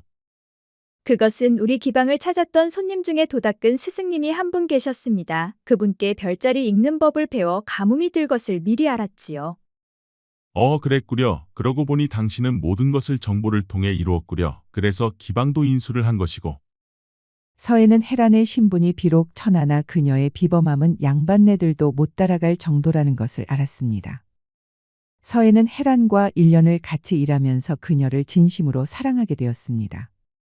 이제 그에게 헤란의 신분은 무의미해졌지요. 나도 이제 때가 된 것 같소. 내게 혼인을 하자고 먼저 말한 것은 당신이지만 나도 그대에게 진심을 말하고 싶소. 지난 1년간 당신과 함께 일하면서 진심으로 좋아하게 되었소. 나와 혼인해 주시오. 그러니까 우리는 서로에게 청혼한 것이네요. 호호. 그런데 그때 형조판서의 신복이 헤란을 찾아왔습니다. 대감께서 대행수에게 이것을 전하라 하셨소. 헤란과 서해는 형조판서의 문서를 펼쳐보았습니다. 그러자 그곳에는 서해 아버님의 무고함을 밝히고 명예를 회복한다는 내용의 판결문이었지요. 임금께서 직접 직인한 문서였습니다. 그것을 본 서해는 두 눈에서 눈물이 쏟아져 내렸지요. 드디어 아버님의 억울함이 밝혀졌기 때문이었습니다. 아니 이게 갑자기 어떻게 된 일이요? 그것은 대행수께 물어보시오. 당신네 상단의 대행수가 저희 대감을 직접 찾아와 거래한 것이요. 그리고 대감께서 대행수께 꼭 받아오라는 것이 있었소. 헤라는 형판대감의 비리장부를 신복에게 내주었습니다. 고맙소. 그리고 대감께서 일이 잘 되었으니 조만간 두 분을 초대한다 하셨소. 알겠소. 고맙다 전해주시오. 형판대감의 신복이 나가자 서해는 헤란을 붙들고 물어보았습니다. 당신이 정말 내 아버지의 누명을 벗겨달라 부탁한 것이요? 부탁이 아니라 거래였습니다. 내가 당신께 가장 해주고 싶은 선물이었소. 그 순간 서해는 해란을 버락 안았습니다. 그의 눈에서는 눈물이 쉬지 않고 흘러내렸지요. 다 큰 어른이 어찌 이리 눈물이 많으시오. 정말 감복했소. 당신 말대로 내 생의 가장 큰 선물이요. 그의 가을 그들의 상단은 한양 최고의 상단이 되어 있었습니다. 그리고 그들은 많은 곡식을 풀어 가난한 자들에게는 무료로 나누어 주었지요. 그리고 때가 때인 만큼 두 사람은 양가 부모님만 모시고 조촐하게 혼례를 올렸습니다. 그리고 두 사람은 한 집에서 양 부모님을 모시며 행복하게 살았지요. 내 생에 당신을 만난 것은 천운이었소. 나도 당신을 만나 행복합니다. 옛말에 지주귀진간이라는 말이 있습니다. 이는 아는 만큼 보인다는 의미이지요. 비록 천한 신분의 해란이 성공할 수 있었던 것도 들은 정보를 통해 할 일을 찾은 것이었습니다. 같은 정보를 들어도 생각하기에 따라 그 가치는 달라지지 않을까요? 구독과 좋아요, 알림 설정을 꼭 부탁드립니다. 우리 이야기가 재미있으셨나요? 다음 이야기도 재미있는 이야기가 많으니 다음 영상도 재미있게 봐주세요. 그럼 여러분 모두 오늘도 행복하고 즐거운 시간 되세요. 야담 능소화를 찾아주셔서 감사합니다. 구독, 좋아요, 알림 설정 꼭 눌러주세요. 옛날 죽산 장터 북쪽 골목에 간판도 없는 누런 천막 하나가 바람에 펄럭이고 있었습니다. 그 천막 아래에서는 도포자락을 질질 끌며 족보를 써내려가는 필사쟁이가 하나 있었지요. 그의 이름은 한철필이라는 자였는데 사람들은 그를 족보장수라 불렀습니다. 어이 철필이 또 족보 찍냐? 아이고 나으리 이건 족보가 아니고 가문의 명예요. 한철필은 서울 출신이었습니다. 기생의 뱃속에서 나와 호적도 없이 떠돌다 이제는 족보를 팔아 양반을 만들어주는 재주로 먹고 살았지요. 그의 붓끝에서 신출귀몰하게 한림공파 이조판서 증손 등 그럴싸한 문장에 봉황무늬 수결까지 찍어주니 세상 양반 꿈꾸는 장돌뱅이들이 줄을 섰습니다. 저기 혹시 이참판의 팔촌이라 하면 양반 대접 좀 받을 수 있겠소? 이참판, 아니 그분이야말로 내 오촌 당숙이시지. 자 여기 8촌 계보라네. 이제부터 자넨 이씨 양반일세. 근데 말이요 붓값이 좀 비싼 편이요. 한철필은 상놈에게 양반 가문의 족보를 공들여 만들어 주었습니다. 허허 내 일자무식이라 글은 모르지만 겉보기에는 그럴싸하구려 하하. 내 장사하면서 돈은 좀 벌었지만 양반네들에게 그동안 멸시받고 살아왔어. 이제야 나도 사람 대접 좀 받으며 살 수 있겠소 하하. 이들은 양반의 족보가 생기면 먼 마을로 가서 양반 행세하며 당당하게 살았습니다. 오늘도 수렁에서 하나 건져냈구나. 그는 사기꾼이었지만 사람들이 그를 미워하지는 않았습니다. 세상살이에 닳고 다른 서민들에겐 작은 의지처이자 희망 같은 존재였지요. 그런데 그날 오후 비단 옷 입고 정갈한 걸음걸이로 지나는 여인 하나가 그의 눈에 들어왔습니다. 붉은 놀이개와 매와 자수가 놓인 치마, 그녀는 기생이라기보다 몰락한 양반가 교수 같았지요. 그녀는 장터거리에서는 흔하게 볼 수 없는 아름다운 여인이었습니다. 한철필은 그녀를 한참 동안이나 뚫어져라 바라보았지요. 이것도 이상한 운수가 오려나. 꽃 같은 여인이 장터를 걷다니 비가 오려나 봐. 그런데 다음날 죽산 장터거리 끝자락에 난리가 났는지 사람들이 모여 웅성거렸습니다. 일 마치고 돌아가던 한철필은 뭔 일인가 싶어 그곳으로 가보았지요. 그런데 그곳에서는 포졸들이 거적대기로 시신을 감싸고 있었습니다. 가까이 다가가 구경하던 한철필은 문득 땅바닥에 떨어진 문서 한 장을 발견했지요. 한철필은 호기심에 문서를 펼쳐보았습니다. 그러자 문서에는 이런 내용이 적혀 있었지요. 덕사년 부임 예정 현감 한치운 병중으로 부임 기약 없음. 그리고 그 밑엔 관의 도장까지 찍혀 있었습니다. 보아하니 죽은 자의 몸에서 떨어졌고 죽은 자는 덕사년의 문서를 전달하려던 자가 틀림없었지요. 그 순간 한철필의 머릿속에 번쩍하면서 스치는 게 있었습니다. 이거 하늘에서 벼슬이 뚝 떨어졌구먼. 앞으로 재밌어지겠어. 한철필은 미소를 지으며 문서를 접어 소매에 넣었습니다. 덕산마을에 부임하려던 한치운 현감이 병이 걸려 언제 부임할지 모른다는 내용이었지요. 호기심과 장난기가 돈 한철필은 현감 행세를 해봐야겠다고 생각했습니다. 그리고 그는 묻고 있는 주막으로 돌아와 사흘에 걸쳐 위조 서찰과 호패 옥새 도장까지 만들었지요. 그리고 또 천을 사다가 바느질집에 맡겨 현감 복장도 만들었습니다. 이리 보니 영락없는 현감이네. 내 팔자가 이 정도는 돼야지 암. 한철필은 가짜로 만든 완벽한 현감의 모습에 무척 흡족해 껄껄껄 웃었지요. 그리고 그는 며칠 뒤 말 타고 덕산마을 관아로 향했습니다. 그러자 입구를 지키는 수문장이 놀란 눈으로 가짜 한현감을 보았지요. 혹시 새로 부임하신 현감이시오? 그렇다 어서 문을 열거라. 아이고 어서 오십시오. 현감날이 부임을 감축드립니다요. 수문장 관졸은 허리를 기역자로 숙이고 넙죽 절을 하였습니다. 그래 수고가 많다. 졸지 말고 경계를 바짝 서거라. 알겠습니다요. 현감날이. 수문장은 가짜 한현감이 관아 마당을 지날 때까지 허리를 숙이고 펴지를 않았습니다. 그는 그간의 현감보다 더 위엄있고 무섭게 보였지요. 아이고 이번에 오신 현감께서는 아주 엄격한 분이로구나 에휴. 가짜 한현감이 마당을 지나 대청으로 들어서니 이방과 형방이 후다닥 달려나왔습니다. 혹시 새로 부임하신 한영감이요? 그렇네. 자네들은 어째 이렇게 굼뜬 것인가? 이래서야 관아가 어디 제대로 돌아가겠는가? 내가 왔으면 벼락같이 달려나와야 하지 않겠는가? 아이고, 현감께서 오늘 오시는지 몰랐습니다요. 어서 안으로 드시지요. 그러시지요. 먼 길 오시느라 얼마나 고생하셨습니까? 그들은 부랴부랴 가짜 한현감을 집무실로 안내했습니다. 그런 그들을 보며 가짜 현감 한철필은 속으로 웃었지요. 이거 참 식은 죽 먹기구만. 옷만 하나 바꿔 입었을 뿐인데 위아래가 다 뒤집어지는구나. 가짜 한현감은 관아로 들어가자마자 관리들의 혼을 쏙 빼놓았습니다. 위풍당당한 말투와 호랑이 같은 눈빛으로 관리들에게 마구마구 호통을 쳤지요. 그 바람에 이방 형방 호장할 것 없이 육방들이 모두 벌벌 떨었습니다. 아이고, 이건 웬 놈의 현감이 이리도 무섭단 말인가. 앞으로 지옥문이 열렸군 열렸소. 하이고야, 눈만 마주쳐도 간 떨어지겠구만. 새로 부임한 현감이 이리도 무서울 줄이야. 관리들은 현감이 없는 곳에서 저마다 새로 부임한 현감이 무섭다며 하소연을 했지요. 그리고 그날 오후 덕산 관아의 육방들이 모두 모여 새로 부임한 현감 때문에 의논을 했습니다. 이보시게들 이번에 새로 부임한 현감이 만만치가 않아 보이네. 어찌하면 좋겠나? 아나는 어찌나 무서운지 오금이 다 저리는구먼. 앞으로 지옥문이 열릴 것 같은데 무슨 수를 좀 써야 하지 않겠나? 호걸호색이라고 새 현감의 기상이 넘치는 것으로 보아 분명 여색을 밝힐 게 분명하네. 그러니 기방으로 모셔 진탕 놀게 해주면 어떻겠나? 그야 의뢰 그리 해왔으니 당연한 것이네만 그것만으로는 안 되네. 현감에 무슨 약점이라도 하나 잡고 있어야 그 기세를 누를 수 있을 것이야.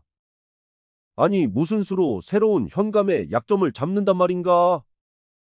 그야 차차 만들면 되지 않겠나? 오늘은 일단 기생집으로 모셔가 실컷 놀게 해주자고. 관리들은 논의 끝에 새로운 현감을 기생집으로 모셔가 환영식을 해주기로 했습니다. 그리고 해가 떨어지니 이방이 현감을 찾아가 말했지요. 현감날이 저희 관아에서는 현감께서 새로 부임할 때면 기방으로 모시는 전통이 있사옵니다. 그러니 저희와 함께 가셔서 오늘 밤 코가 삐뚤어지도록 한번 놀아보시지요. 기방이라 뭐 그곳의 물은 좀 어떻느냐? 무리야 좋지요. 한이무라는 어린 기녀들이 현감을 즐겁게 해주실 것이옵니다. 그 말에 현감의 귀가 솔깃했습니다. 거참 내 조용히 지내려 했구만. 부임한 첫날 접대하는 전통이 있다 하니 나 또한 그 전통은 따라야 하지 않겠느냐? 그날 밤 가짜 현감은 관아의 관리들을 따라 장터 한복판 매월루라는 기생집을 찾았습니다. 그러자 그곳에는 이미 수많은 음식이 휘황찬란하게 차려져 있었지요. 오호 이거 진수성찬이렸다. 오늘 실컷 목에 때 좀 벗기겠구나. 돈 없어 기생집은 꿈도 꿔보지 못한 가짜 현감은 화려한 기방에 진수성찬까지 눈이 돌아갈 정도였지요. 새 현감이 가운데 앉고 나머지 육방들이 그의 좌우로 나누어 앉았습니다. 어머머 저분이 새로 오신 현감이신가 봐요? 오메, 이번에 새로 오신 현감은 어쩜 저리도 젊고 멋지실까 호호. 그때 방문이 열리고 새로운 기생 홍매가 사뿐히 들어왔습니다. 비단 치마에 붉은 노리개, 그녀는 장터에서 보았던 양반집 아씨 같은 아름다운 여인이었지요. 가짜 현감은 그녀를 보고 깜짝 놀랐습니다. 죽산 장터에서 그녀에게 시선도 마음도 빼앗겨 넋놓고 보았던 바로 그 여인이었지요. 그녀의 등장으로 방안은 더욱더 환해졌습니다. 그리고 그녀는 모두의 시선을 받으며 새 현감 옆에 단정히 자리를 잡고 술을 따르기 시작했지요. 그러자 가짜 현감 한철필의 가슴이 두근거렸습니다. 현감 나으리 누추한 곳을 찾아주셔서 고맙습니다. 그럼 누추한 생각이 들지 않게 내가 오늘 밤 나를 즐겁게 해보거라. 덕산에 이렇게 향기로운 매화가 있으니 내 이고장이 마음에 들려하는구나.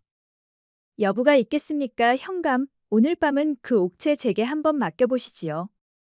홍매는 새 현감을 보며 보조개를 띄우고 미소를 지었습니다. 그리고 그녀는 가짜 현감 곁에 몸이 닿을 정도로 바짝 붙어 앉았지요. 그 바람에 가짜 현감은 바짝 긴장되었습니다. 그런데 홍매의 미소 뒤에는 보이지 않는 또 하나의 알 수 없는 표정이 들어 있었습니다. 가짜 현감 한철필은 그런 그녀의 작은 것도 놓치지 않았지요. 그녀는 가짜 현감의 술잔이 비워질 때마다 술잔에 술을 따라주었습니다. 그리고 어느 정도 분위기가 무르익자 그녀가 새 현감의 귀에 대고 속삭였지요. 겉은 벼슬아치요 속은 제주꾼이니 그가 펼칠 세상이 기대가 되는 바이요. 그 말에 가짜 한현감은 살짝 놀란 듯 했으나 그는 이내 평정심을 찾고 홍매의 귀에 속삭였지요. 새로운 세상에 그대가 있어 다행이여. 그대는 사람의 마음을 훔치는 도적이구려. 가짜 한현감은 홍매를 보며 눈을 찡긋했고 홍매는 그에게 미소로 화답을 했지요.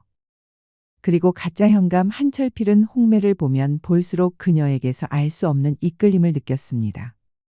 죽산 장터에서 그녀를 처음 보았을 때부터 한철필은 그녀에게 마음을 빼앗겼지요. 그녀의 미모는 아름다웠고 자태는 고귀한 양반가 아씨의 기품이 배겨 있었습니다. 그리고 그런 그녀에게는 알 수 없는 뭔가 말 못할 사연이 있어 보이기도 했지요. 그녀와 함께하면 할수록 한철필은 그녀에게 무슨 사연이 있는지 무척 궁금도 했습니다. 그날 밤 기생들은 춤판을 벌이고 육방들은 곤드레 만드레가 되어 까르르 웃고 술잔을 돌렸지요. 그 순간에도 가짜 현감 한철필의 관심은 온통 홍매에게 향해 있었습니다. 관리들이 술에 취해 분위기가 시들해지자 한현감은 먼저 기생집을 나왔습니다. 덕분에 즐거웠소. 우리는 앞으로 종종 볼 수 있을 것이요. 무탈하기를 바라겠습니다. 이 고을은 텃세가 아주 심하답니다. 그렇소. 내 참고하리다. 홍매와 인사를 마치고 관사로 돌아오는 길에 한현감은 중얼거렸지요. 저 여인 홍매는 나에 대해서 무엇을 알고 있는 것일까? 헌데 이상하게 왠지 무섭지가 않구나. 왜일까? 그런데 또 내 가슴은 왜 이렇게 설레는 걸까? 관사로 돌아온 가짜 현감은 곧바로 잠자리에 들었습니다. 그리고 다음 날 아침 이방과 형방 서리들까지 고개를 조아린 채 현감을 찾아왔지요. 현감날이 덕산의 관례에 따라 오늘 첫 재판은 삼재송이라 하옵니다. 세 가지 억울한 송사를 먼저 여쭙는 것이 없지요. 그래. 당연히 백성들의 애로사항을 들어줘야겠지. 어서 들라하라. 이방이 손짓하자 첫 번째 원고가 들어왔습니다. 허름한 옷차림의 백정 하나가 마당 가운데 무릎을 꿇고 말했지요. 현감 나으리, 저는 장터에서 돼지 3마리를 키우며 사는 백정 윤돌이라 하옵니다. 그런데 저희 집 뒤뜰에 박진사가 제사상 차리는 제단을 놓고 저를 송사로 몰아세웁니다. 그런데 잠시 후 허리를 꼿꼿이 세운 중년 양반이 등장했지요. 감히 천한 백정이 양반과 제단 뒤에서 돼지를 키우다니 그건 나와 조상님을 능멸하는 일이외다. 두 사람의 이야기를 다 들은 가짜 한현감은 눈을 감고 한참 생각하다 입을 열었습니다. 박진사, 당신 댁 조상은 돼지 울음소리를 자장가 삼아 무척이나 좋아했나 보구려. 현감의 말에 박진사의 동공이 커지고 얼굴이 붉어졌습니다. 아니 무슨 말씀이요 현감. 어찌 감히 조상을 능멸하는 것이요. 그렇지 않다면 왜 하필 백정의 돼지 우리 앞에다 제단을 차리셨소? 당신 땅이라 우기지만 백정윤돌이는 그 땅에서 10년을 살지 않았소. 지금껏 아무 말 없다가 현감이 바뀌니 갑자기 억지를 부리는 것이요. 아니 현감, 어째 내게 모욕을 주시는 것이요. 이럴 수는 없는 일이요. 나는 이 고을의 토박이요. 내게 섭하게 해서 좋을 게 없을 것이요. 허 좋을 게 없다. 그럼 내가 그대에게 잘 보여야겠어. 내 부임한 기념으로 그대에게 푸짐한 선물을 안겨드리겠어. 여봐라 백정 박진산의 조상이 돼지를 무척이나 좋아하니 자네 돼지똥을 모아 그 제단에 푸짐하게 올려드리거라. 그 말에 재판에 참관한 백성들 사이에서 웃음이 터져 나왔습니다. 냉혈한의 얌체 같은 박진사를 싫어하던 백성들은 통쾌하다며 박수를 쳤지요. 돼지똥 선물이라? 명판결이요. 우리 고을에 명판관이 오셨소이다. 속이 다 시원하오. 토박이 양반이라고 다들 눈치만 보더니만 아주 통쾌한 판결이오. 현감날이네 억울한 사정도 좀 들어주시오. 가짜 현감이 토박이 양반 박진사에게 한 방 먹여주자 참관한 사람들이 너도 나도 손들고 말했지요. 그리고 백성들은 현감의 판결에 크게 박수치며 무척 좋아했습니다. 그러자 박진사는 얼굴이 시뻘개져 씩씩거리며 돌아갔지요. 아이고 고맙습니다요. 현감날이 이제야 지가 숨통이 좀 트이는구만요. 자 오늘은 이것으로 송사를 마치고 내일 다시 열겠어. 백성들은 돌아가고 육방의 관리들은 얼굴이 창백해져 서로의 얼굴만 바라보았습니다. 고을에서 실제 권세를 가지고 있는 박진사를 새 현감이 백성들 앞에서 박살을 냈기 때문이었지요. 지금껏 그 어느 현감도 토박이 박진사에게 그리한 사람이 없었습니다. 하이고야 저러다 뭔 일이 나겠구만. 박진사 얼굴을 보았나? 보았지. 아주 그냥 얼굴이 사색이 되었더구만. 아 우리도 정신 바짝 차려야겠어. 새로운 현감에게 잘못 걸리면 뼈도 못 추리겠구만. 그렇게 가짜 한현감은 다음 날도 송사를 계속 이어갔습니다. 그리고 그가 판결을 내릴 때마다 백성들의 우레와 같은 박수 소리가 터져나왔지요. 그런데 며칠이 지난 어느 날 송사가 끝난 저녁이었지요. 그날 저녁 한현감은 관사 마루에 누워 흥얼흥얼 노래를 하고 있었습니다. 신고산이 우르르. 그런데 문득 누군가가 다가와 고운 목소리로 말했지요.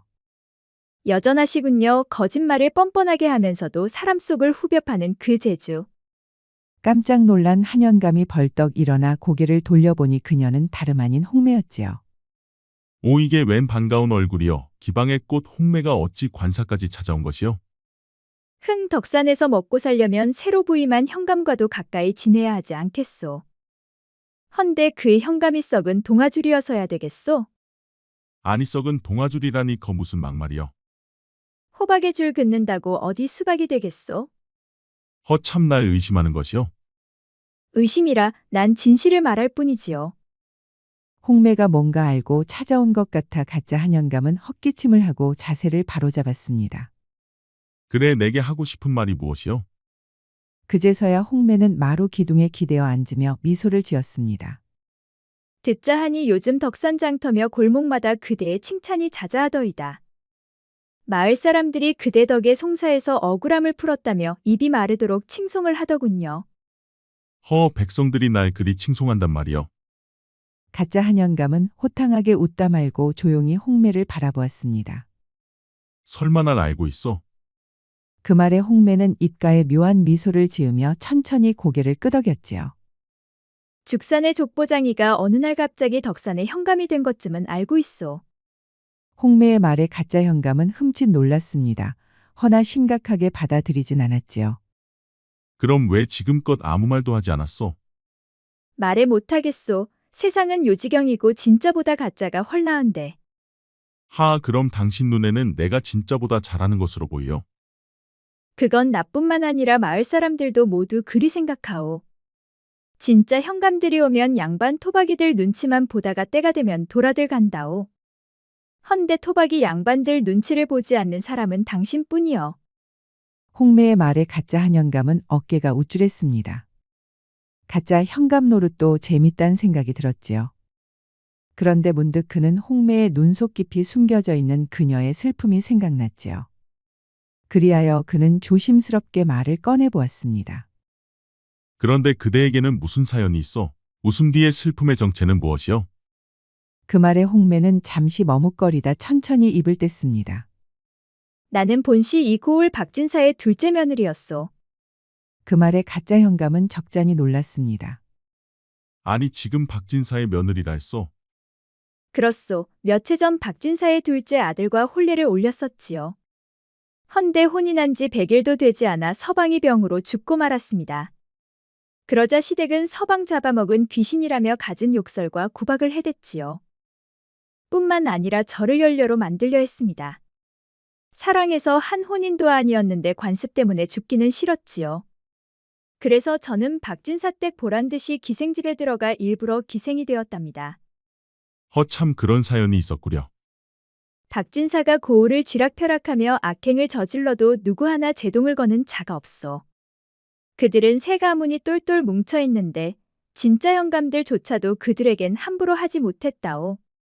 내가 왜 당신을 찾아왔는지 이제 알 것 같으시오. 그럼 당신은 박진사에게 복수하고 싶은 것이요? 나는 그 집 가문 때문에 내 인생을 망쳤소. 내 팔자의 기생이라니 지금이라도 혀 깨물고 죽고만 싶소. 허나 그 집 가문이 몰락하는 것을 보기 전에는 눈을 감을 수가 없소. 홍매의 두 눈에서는 닭똥 같은 눈물이 주르륵 흘렀습니다.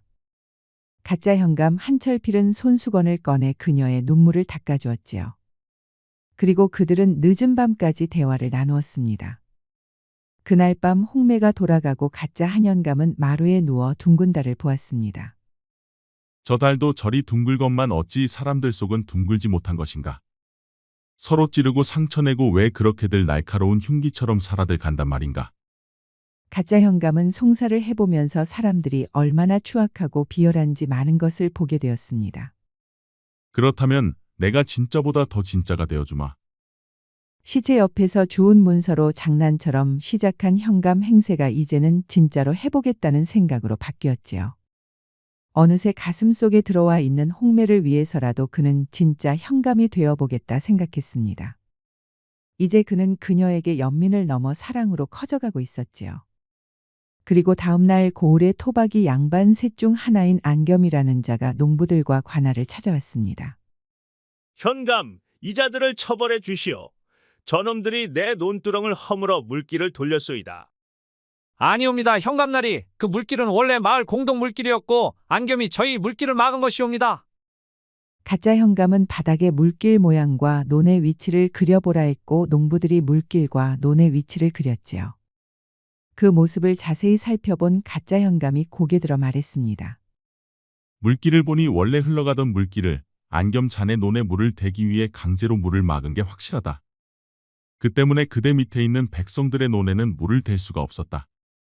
그대는 백성들의 동의 없이 물길을 돌렸으니 이는 명백히 물을 훔친 절도죄에 해당한다. 그 말에 안겸의 얼굴은 사색이 되어 울그락불그락해졌습니다.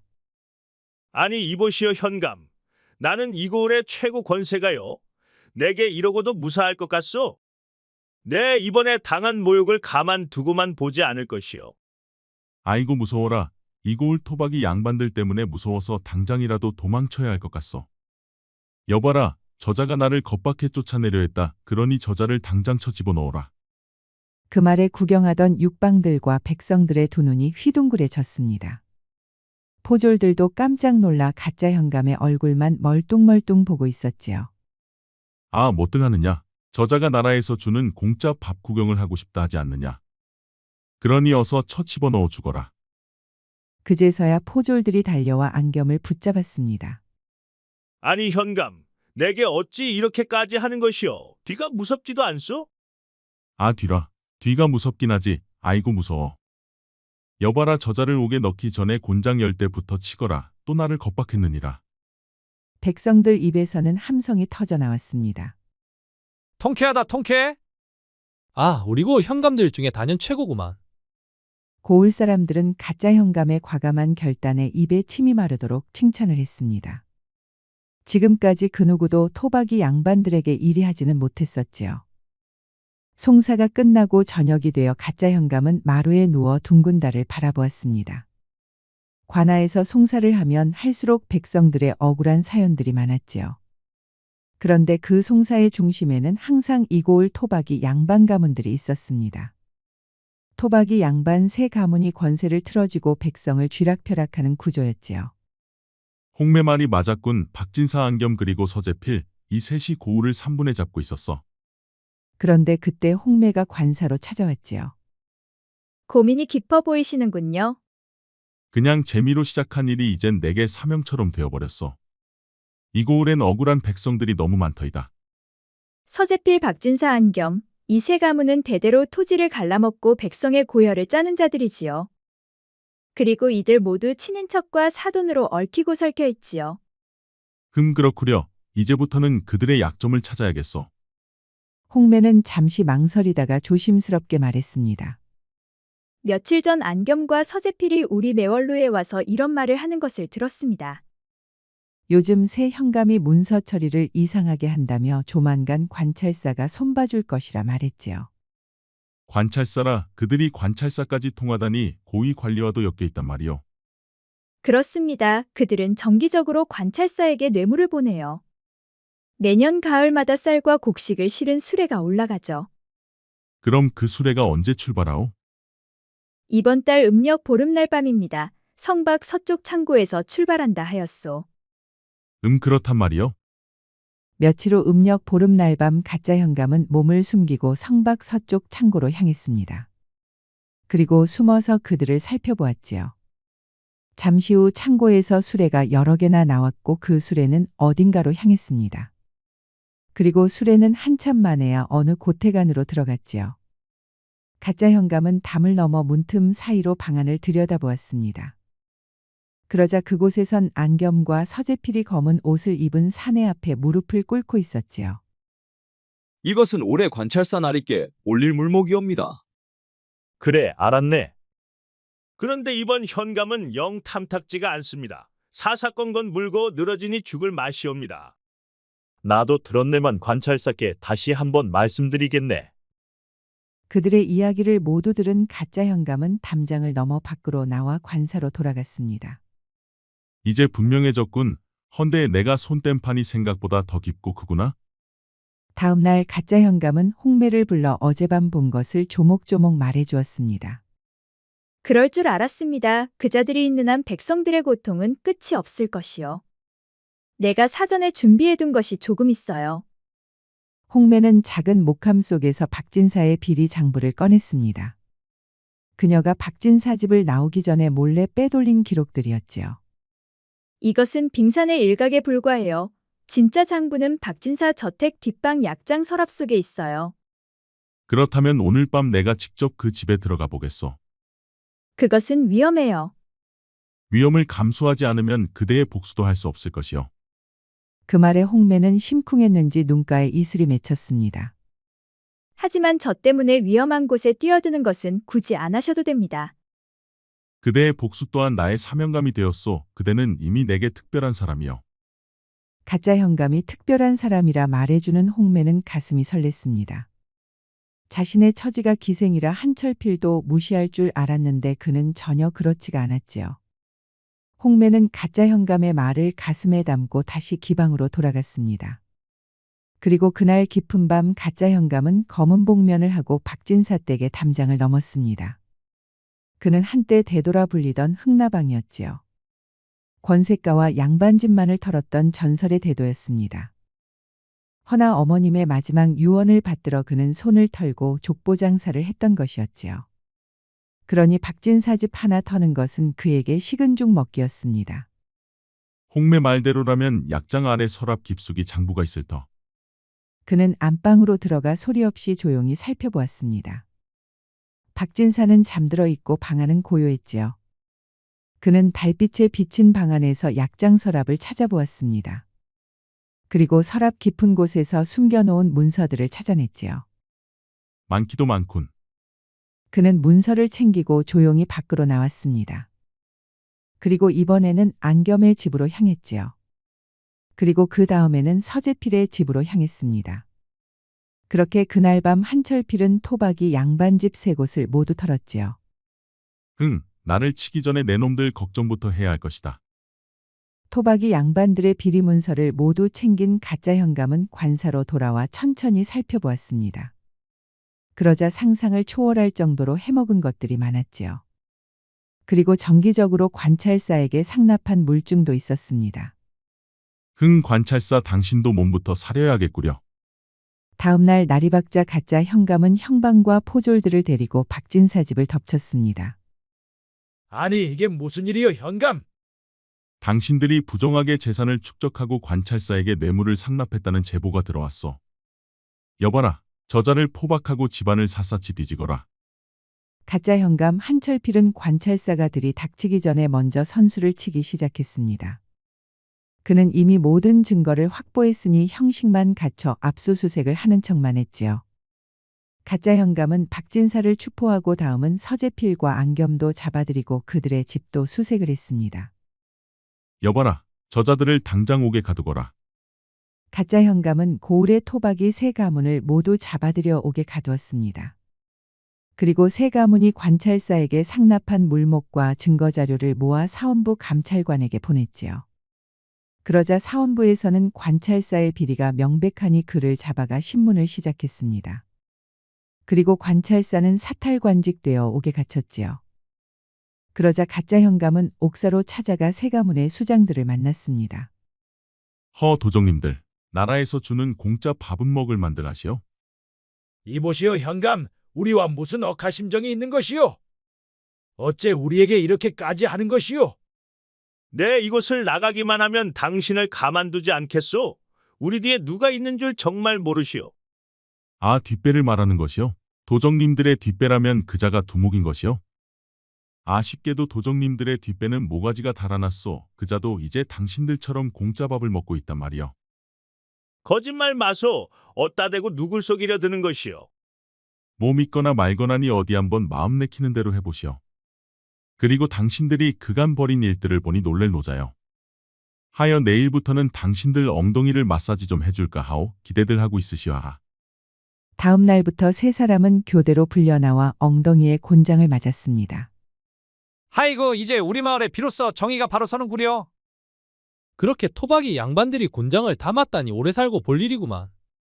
백성들은 관하로 몰려와 토박이 3인방의 엉덩이를 죄다 구경했습니다. 여봐라, 그자들의 엉덩이를 좀 더 까거라. 뭐 볼 건 없지만 곤장 맞을 곳이 더 필요하겠구나. 백성들은 통쾌하다며 토박이 3인방이 곤장을 맞을 때마다 환호하면서 박수를 쳤습니다. 그들은 그동안 그들에게 당해온 울분을 그런 식으로 풀고 있었지요. 가짜 한현감은 3인방의 재산을 모두 몰수하여 처분했습니다. 그리고 억울하게 그들에게 빼앗긴 땅과 곡식들을 모두 백성들에게 돌려주었지요. 그러자 토박이 3인방은 더 이상 마을에 남아있을 수도 없었습니다. 그들은 식솔들을 데리고 머나먼 곳으로 떠나갔지요. 그러자 백성들의 한현감 칭찬은 밤새도록 이어졌습니다. 이제 그는 영웅을 넘어 신과 같은 존재가 되어버렸지요. 이제 마을에는 악한 자도 권세가도 없었습니다. 그저 착한 백성들이 평화롭게 살아가는 마을이 되어버렸지요. 오늘도 지루하기 그지없구나. 토박이 3인방이 사라지자 이제 마을에서는 송사가 들어오는 게 하나도 없었습니다. 그러다 보니 가짜 현감은 지루해 죽을 것만 같았지요. 이제 이곳에서는 내가 더 이상 할 일도 없구나, 에휴. 어느 날부터 마을에서는 현감도 보이지 않았습니다. 아니 자네 요새 우리 마을 현감님을 본 적이 있는가? 아니 없구만. 벌써 몇 달째 현감께서 보이질 않으니 이게 어떻게 된 일인지 모르겠구만. 마을 사람들은 현감이 보이질 않자 별의별 말들이 나왔습니다. 아 그분은 틀림없이 산신이요. 그렇지 않고서야 어떻게 갑자기 사라진단 말이오. 그러게 우리 마을 사람들이 고통받으니 산신께서 현감으로 직접 내려와 싹 정리해 주신 것은 아닐까. 몇 달이 흐른 후 푸른 바다가 보이는 언덕 위에 예쁘고 멋진 기와집 한 채가 생겼습니다. 주변에는 꽃들이 만발하고 그 집 마당에서는 끝없이 펼쳐진 푸른 바다가 한눈에 보였지요. 여보 잠시 이리 나와 보시오. 그 말에 곱고 예쁜 여인이 방 안에서 살며시 밖으로 나왔습니다. 서방님 왜 그러시오? 저기를 한번 보시오. 점처럼 보이는 저게 배인데 가까워질수록 돛대부터 보이는구려. 참 신기하지 않소? 뭐 그래서 지구는 둥글다 그 말을 하고 싶은 것이요? 뭐 그 말은 한참 후에 코 큰 사람이 할 말이긴 하나 미리 한번 내가 말해봤소. 흠에 이제 훔칠 게 없어 남의 대사를 훔치는 것이요. 그리 심심하면 방으로 들어가 나 좀 훔쳐주시오. 오늘은 그대가 너무 사랑스러워 보이는구려. 홍매는 한철필의 손을 잡아 끌고 방으로 데려갔습니다. 그리고 방문을 걸어 잠갔지요. 바닷가 언덕이 작은 집에서는 파도 소리와 홍매의 신음소리가 울려 퍼졌습니다. 그들은 부부가 되어 평생을 행복하게 잘 살았지요. 유명한 명언 중에는 이런 말이 있습니다. 한 사람의 용기가 1000명의 침묵을 이긴다. 모두가 눈치 볼 때 한철필처럼 행동하는 자만이 변화를 이끌 수 있다는 말이지요. 그러니 용기는 내가 사는 세상을 변화시키는 힘의 원천이지 않을까요? 구독과 좋아요, 알림 설정을 꼭 부탁드립니다. 우리 이야기가 재미있으셨나요? 다음 이야기도 재미있는 이야기가 많으니 다음 영상도 재미있게 봐주세요. 그럼 여러분 모두 오늘도 행복하고 즐거운 시간 되세요. 야담 능소화를 찾아주셔서 감사합니다. 구독, 좋아요, 알림 설정 꼭 눌러주세요. 옛날 한양 기방에 선화라는 여종이 하나 있었습니다. 그녀는 어려서부터 숫자에 밝아 기방의 장부를 관리하고 있었지요. 선화는 매일매일 매출과 기생 언니들 치장값 그리고 손님들의 외상장부 등을 관리했습니다. 그런데 그녀는 장부만 관리했고 돈 관리는 기방의 여주인 월매가 직접 했지요. 헌데 언젠가부터 선화는 이상하다는 생각이 들었습니다. 장부상으로는 돈이 많이 남아야 하는데 가끔 여주인 월매는 돈이 부족하다며 꼭 매입해야 할 것을 미루곤 했지요. 언니, 달거리포가 다 떨어졌는데 어째 안 사주는 것이요? 아 있는 거 좀 빨았으면 안 되냐? 어째 너네들은 항상 새 것만 쓰라고 그려? 아 빨아 쓰는 것도 한두 번이지. 하도 빨았으니 다 달아서 너덜너덜하구만. 아 좀 해졌어도 쓰는 것은 문제가 없자녀? 아 문제가 없긴 왜 없어. 꼭 걸레를 찬 것 같아서 찝찝혀 죽겠구만. 선화는 언니들이 다 낡은 달거리포를 쓰는 것을 보고 참으로 안 됐다는 생각이 들었습니다. 그리고 선화는 기방주인 월매와 기생 언니들의 이야기를 들을 때마다 뭔가 자꾸만 의구심이 들었지요. 장부상으로는 돈이 넘쳐나는데 그깟 달거리포가 얼마나 한다고 언니들에게 저리 짜게 군단 말이야. 그런데 달거리포뿐만 아니라 언니들 화장품이며 생필품들도 마찬가지였습니다. 그래서 그녀는 기방주인 월매가 많은 돈을 벌어 도대체 어디에 쓰는지 무척 궁금했지요. 그 후로 선화는 기방주인 월매를 감시하기 시작했습니다. 그러던 어느 날이었지요. 웬 선비 하나가 찾아오더니 기방 안채에서 문 닫고 월매와 이야기를 나누었습니다. 그리고 두 사람이 밖으로 나왔는데 선비 손에는 커다란 상자가 들려 있었지요. 분명 들어갈 때는 빈손이었는데 저 상자 속에는 도대체 뭐가 들었을까? 의문의 선비가 의심스러웠던 선화는 멀찍이서 그들을 몰래 숨어서 뒤 따라가 보았습니다. 그러자 그들은 한참 만에야 커다란 대궐 같은 기와집으로 들어갔지요. 아니 저 집은 나는 새도 떨어뜨린다는 형판대감의 집이 아니여? 도대체 주인 아주머니와 형판대감은 무슨 관계일까? 그 후로도 선화는 월매를 유심히 관찰했는데 그 의문의 선비는 한 달에 한 번씩 꼭 기방을 찾아왔습니다. 그런데 올 때는 항상 빈손이었지만 갈 때는 묵직한 상자를 보자기에 싸서 들고 갔지요. 그래서 그녀는 그를 의심했습니다. 저 상자 속에는 틀림없이 돈이 들어있을 것이야. 그리 생각한 선화는 다음 달 그 선비가 찾아왔을 때 기방 안채로 숨어 들어가 뒷문에서 그들의 이야기를 엿들어 보았지요. 돈은 준비 다 되었소? 내 받으신 맞춰놨습죠? 헌데 금액을 좀 줄이면 안 되겠어? 우리 애들 달거리포도 제대로 못 사줘 애들이 불만이 많소. 이보시오. 시도 안 먹힐 소리 하지도 마시오. 형판대감을 몰라서 그런 소리 하시오. 의문의 사내는 월매의 부탁을 단호하게 자르고 상자를 들고 밖으로 나갔습니다. 선화가 예상했던 대로 그 상자 속에는 돈이 들어있었고 그 돈은 기생 언니들이 웃음을 팔아번 돈이었지요. 언니들이 죽어라 번 돈을 어찌하여 형판대감이 죄다 뺏어간단 말이야? 돈이 부족한 사정을 알고 나니 선화는 무척 화가 났지요. 언니들만 불쌍하게 매일같이 술에 취해 몸만 축나는데 그렇게 번 돈을 어째 형판대감이 꿀꺽하느냔 말이야. 두고 보라지. 내가 꼭 반드시 대가를 치르게 하고 말 것이야. 그날 밤 기방의 일이 모두 끝나자 그녀는 주변을 살피며 한양 변두리에 있는 허름한 창고로 들어갔습니다. 그러자 그곳에는 여러 명이 먼저 와 선화를 기다리고 있었지요. 아 어서 와 선아. 왜 이렇게 늦었소? 다들 먼저 와 있었구만. 장부 좀 정리하고 오느라고 늦었구만. 그런데 말이여 이번엔 아주 큰 놈이여. 아니 도대체 얼마나 크길래 선아 입에서 큰 놈이라는 말이 다 나오는 것이요? 이번에 작업할 곳은 자그만치 형판대감의 집이구만. 정말이야? 그곳은 너무 위험하지 않겠어? 그렇다고 우리가 못할 것도 없지. 우리가 목표를 정해놓고 언제 실패한 적이 있던가. 그래 그곳을 목표로 잡은 연유는 무엇이요? 첫째, 그자는 부당하게 착취를 하고 있고, 둘째, 그 집에 돈이 많소. 그럼 됐네 뭐. 부당하게 착취한 자들의 돈은 우리의 먹잇감이지. 그자가 어떻게 착취하는지 말해줄 수 있어? 그자 때문에 우리 언니들이 달거리포도 못 사고 있소. 기방의 수익 전부를 그자가 꿀꺽하기 때문이요. 주인 월매와 그자 사이에 무슨 일이 있었는지는 모르지만 그자는 손봐줘야 할 이유가 분명하오. 그리고 우리 기방뿐만 아니라 다른 기방들도 마찬가지요. 우리가 알지 못하는 곳에서도 그자는 더 많이 착취를 하고 있을 것이요. 그렇다면 우리의 목적과 합당하오. 형판대감의 집이라 준비할 게 많을 것 같소. 창고에 모인 사람들은 광대 출신 장춘과 전쟁터에서 수백의 적들을 물리친 천하무적 무인 돌석 그리고 기생 유아와 선비 기운 그리고 선하였지요.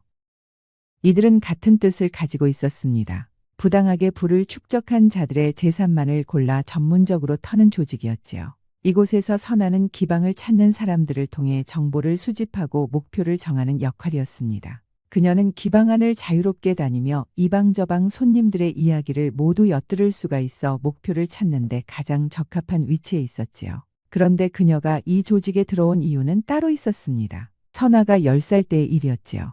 그녀의 아버지는 술주정뱅이의 노름꾼이었는데 그 때문에 가산이 탕진되었습니다. 그러다 보니 노름빛을 갚지 못한 아버지는 선아를 기방에 팔아넘겼지요. 그리하여 선아는 기방에서 허드렛 일을 하게 되었습니다. 헌데 그녀가 숫자에 박다는 것을 기방 주인 월매가 알게 되었지요. 얘 선아야, 보아하니 내가 숫자에 참 밝은 것 같구나. 내가 글은 쓸 줄 아느냐? 기본적인 것은 읽고 쓸 줄 압니다. 허허, 그러느냐? 참으로 기특한지고. 그럼 오늘부터 물품 구매 장부를 한번 관리해보거라. 알겠어요, 주인 어른. 그리하여 선아는 물품 구매 장부를 맡았고 시간이 지나면서 그녀의 뛰어난 능력에 월매는 장부를 계속 늘려주었습니다. 그러다 결국 기방 전체의 회계장부까지 통째로 맡게 되었지요. 그런데 그녀의 천재적인 두뇌는 회계장부를 넘어 구입원가를 낮추고 매출을 올리는 역할도 톡톡히 했습니다. 그러다 보니 기방 전체의 수익이 대폭 개선되었지요. 아이고야, 너는 타고났어? 내가 회계장부를 맡고부터 수익이 2배로 늘었구나. 너 같은 복덩이가 내게 오다니 참으로 고마운 일이로다. 기방주인 월매는 선아를 무척이나 신뢰했습니다. 뿐만 아니라 그녀를 무척 아껴주기도 했지요. 그런데 가끔 기방을 찾던 선비 기운이 그런 그녀를 눈여겨보았던 것이었습니다. 그러던 어느 날 선비 기운은 선아를 밖으로 불러냈었지요. 그대 이름이 선아라 했소. 그렇소만 어째 나를 보자 한 것이요? 기방에서 그대를 보고 천재라 하더이다. 해서 그대에 대해서 궁금한 점이 많아졌소. 아니 양반도령께서 어째 저같이 하찮은 신분의 여인에게 궁금한 점이 생긴단 말이요? 나를 마음에라도 둔 것이요? 아니 그런 게 아니라 그대에 대해서 알고 싶은 게 있다는 것이요. 허참, 그러니까 그게 그거 아니요. 야심한 밤에 불러내서 지금 뭐 하자는 것이요? 내가 종년일이나 하고 있으니 그리 만만해 보이시요? 허참 사람이 어찌 이리 삐뚤어진 것이요? 내 진짜 속마음을 말하기도 전에 단정 짓는 것은 실수라 생각하지 않소? 기방에서 사내들의 추태를 수없이 겪어온 선아는 어느새 자신도 모르게 사내들에 대한 경계심이 무척 커져 있었지요. 일단 알겠소. 끝까지 한번 들어보리다. 그제서야 선비 기운이 심호흡을 하고 말문을 열었지요. 혹시 빈민원이라는 곳을 들어봤소? 그 말에 선아의 두 눈이 커졌습니다. 자신의 어머니가 그곳에 있기 때문이었지요. 그곳은 노약자나 오갈 데 없는 사람들에게 숙식을 제공해주고 돌봐주는 곳이었습니다. 자신이 팔려가고 아버지가 술 취해 비명행사하자 어머니는 넋이 나갔었지요. 그런데 빈민원에서 사람들이 나와 어머니를 모셔가 그곳에서 돌봐주고 있었지요. 그리하여 그곳은 선아의 가슴 속에 무척 고마운 곳이었습니다. 그런데 갑자기 그 이름을 왜 꺼내는 것이요? 내가 그곳의 후원자요. 새파랗게 젊은 양반도령이 빈민원의 후원자라니 선아는 적잖이 놀랐습니다. 아니 그렇게 많은 사람들을 돌보려면 엄청난 비용이 발생할 것인데 그걸 다 어떻게 감당하시오? 아버님이 나라님이라도 되는 것이요? 그래서 그대에게 부탁을 하려고 부른 것이요. 아니 내가 무슨 힘이 있다고 부탁을 하려 한단 말이요? 돈을 내라는 것이 아니요. 그저 기방에서 흘러나오는 정보만 전달해주면 돼요. 무슨 말인지 못 알아듣겠소. 내가 알아들을 수 있게 말해보시오. 우린 빈민원의 비용을 부당하게 착취한 자들의 재산에서 충당을 하고 있어. 그러니까 한마디로 고관대작들의 집들만 털고 있단 말이요. 오호라, 그러니까 고관대작들의 정보를 달란 말이구려. 그렇소. 그대는 기방에서 신임을 크게 얻고 있으니 아무도 당신을 의심하지는 않을 것이요. 그러니까 나보고 도둑놈 소굴로 들어오라는 것인데 도둑질하는 자들은 몇 명이나 되시오? 지금은 내시고 당신이 합류하면 5이요. 그럼 나머지 그 3명도 나와 같은 처지요? 그렇소. 그들도 마찬가지로 그들의 가족들이 빈민원에서 보호를 받고 있어. 그래서 좋은 일을 하기 위해 뭉친 자들이요. 선비 기운의 말을 듣고 선아는 생각이 많았습니다. 기생 언니들이 얼마나 힘들게 돈을 버는지 그녀는 누구보다 잘 알고 있었습니다. 그녀들은 몸과 마음이 성한 사람이 하나도 없을 지경이었지요. 그런데 그렇게 힘들게 번 돈을 형판대감이 죄다 뺏어가고 있었습니다. 조소 해보겠소. 그런데 같이 하는 자들은 믿을 수 있는 자요? 그렇소. 내가 직접 신중을 기해 뽑은 자들이요. 그리하여 선아는 처음으로 조직원들과 인사를 나누고 본격적으로 정보를 수집한 것이었습니다. 그리고 벌써 여러 차례 부당하게 돈을 벌고 있는 고관대작들의 정보를 주어 그 집을 털었었지요. 자, 그럼 지금부터 역할을 나누어서 형판대감의 주변 사람들과 그 집의 동태를 철저히 파악해 봅시다. 그렇게 모인 5은 원탁에 둘러앉아 술 한 잔씩 나누면서 계획을 세우기 시작했습니다. 형판대감의 집은 한양에서 제일 크고 담장도 제일 높았습니다. 그만큼 지켜야 할 것들이 많았기 때문이었지요. 그리고 그 집에는 부리는 노비만 해도 수십 명이나 되었습니다. 뿐만 아니라 형판대감이 머무는 사랑채는 밤낮으로 항상 경비를 서고 있었지요. 그러다 보니 지금까지 털었던 집보다 몇 배는 더 힘든 상황이었습니다. 유화 언니, 이번 일은 언니가 가장 중요하오. 언니가 대감집 잔치에 불려가면 안채와 사랑채 안쪽 구조를 유심히 살펴보아야 하오. 그깟 대감이라면 내 한 번에 눈웃음만 줘도 얼빠진 양반이 될 게야. 그러니 사랑채 안쪽 구조는 내게 맡겨. 내 생각엔 돈을 보관하는 비밀 창고가 따로 있을 것이오. 그러니 그곳을 찾아내야 하오. 사랑채 구조를 파악하면서 돈을 숨기는 장소까지도 알아보겠소. 그럼 나는 언제나처럼 그 집 경비들의 수학 교대 시간을 파악해 놓겠소. 그럼 나는 노비와 경비들의 숙소를 파악해 침투 계획을 세우겠소. 나는 형판대감 주변 사람을 파악해 이용할 만한 자들을 한번 찾아보겠소. 그렇게 그날 밤 5은 각자의 역할과 할 일을 정했습니다. 그리고 얼마 뒤 마침 형판대감의 차남이 과거에 장원급제하여 잔치를 벌였지요. 기생 유아는 이때를 놓치지 않고 형판대감의 잔치에 찾아갔습니다. 화려한 치마를 두른 유아는 형판대감이 있는 사랑채로 향하면서 집안 구석구석을 살펴보았지요. 그녀는 머릿속에 집의 구조를 빠짐없이 그렸습니다. 그녀는 공간 감각이 뛰어나고 사람을 홀리는 재주가 있어 선비 기운에게 발탁된 것이었지요. 이 집의 구조는 사랑채를 중심으로 배치되어 있군. 그것은 사랑채에 지켜야 할 게 많다는 것이겠지. 사랑채 입구는 병사들이 날카로운 창칼을 들고 경비를 서고 있었습니다. 아무나 들어갈 수 없도록 경비들이 통제를 하고 있었지요. 누구냐? 무엇 때문에 들어가려는 것이냐? 나는 유아라 하오. 대감께 전하면 분명 나를 반길 것이요. 경비병이 안에 대고 묻자 형판대감은 그녀를 안으로 들라 명했지요. 대감집의 외부 구조를 모두 파악한 유아가 사랑채 안으로 들어서자 형판대감이 그녀를 반겼습니다. 유아로구나. 자네가 직접 찾아와 주다니 내 눈이 다 호강하는도다. 형판대감은 기생들 중에 유아를 제일 좋아했습니다. 그는 유아만 보면 해벌쭉해져서는 싱글벙글했지요. 호호, 대감님도 제가 그리도 좋사옵니까? 저만 보면 어린아이가 되시니. 내 앞에서 어린애가 된다 한들 무슨 허물이 되겠느냐. 좋은 것을 좋다 하는 것은 인간의 본성이 아니겠느냐. 하하. 대감의 차남께서 장원급제했다 하여 소녀 모른 채 할 수 없어 찾아왔지요. 축하드립니다, 대감. 유아는 형판대감 곁에 바짝 붙어 그의 술잔에 술을 따라 주었습니다. 그러면서 사랑채 안쪽 구조를 유심히 살펴보았지요. 헌데 사랑채 바깥에서 방으로 들어오기 전에 보았던 방의 크기가 안으로 들어와 보니 방의 크기가 서로 달라 보였습니다. 그것은 숨겨진 공간이 분명 있다는 말이었지요. 그녀는 대감의 잔에 술을 따르며 병풍 쪽을 유심히 보았습니다. 그쪽에 비밀 공간이 있는 게 분명해 보였지요. 대감, 오늘은 기분도 좋으니 제가 춤사위를 한번 뽑아보겠습니다. 그러느냐. 듣던 중 반가운 소리구나. 어서 한번 해보거라. 유아는 일어나 춤을 추기 시작했습니다. 그녀는 온 방안을 돌며 빙글빙글 춤을 췄지요. 그러다 병풍 앞에 다다르자 그녀는 발에 걸린 듯 병풍을 밀치면서 일부러 병풍과 함께 쓰러졌습니다. 그 순간 그녀는 병풍 뒤 그림을 보았고 그림 뒤에 문이 숨겨져 있다는 것을 알게 되었지요.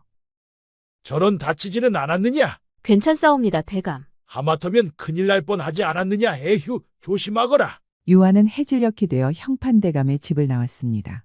그리고 그날 밤 창고에 모두 모였을 때 그녀는 본 것을 그림을 그려가며 조직원들에게 말해주었지요. 대감집 사랑채 앞쪽에는 행랑채와 경비병들의 숙소가 있고 좌측에는 안채가 우측에는 별채가 있었어요. 그리고 뒤쪽은 창고가 있었는데 그쪽도 경비병들이 지키고 있었어요. 그리고 사랑채 안쪽 병풍 뒤에 비밀 공간이 있는 것도 확인했습니다. 그렇다면 그곳이 값진 것들을 은닉하는 곳일 확률이 클 것 같소. 그렇다면 사랑채를 목표로 삼고 그곳에 경비병들을 유인한 계책이 필요하지 않을까요? 경비병들을 유인할 계책은 내가 마련해 보겠소. 그럼 나는 경비들을 한꺼번에 처리하겠소이다.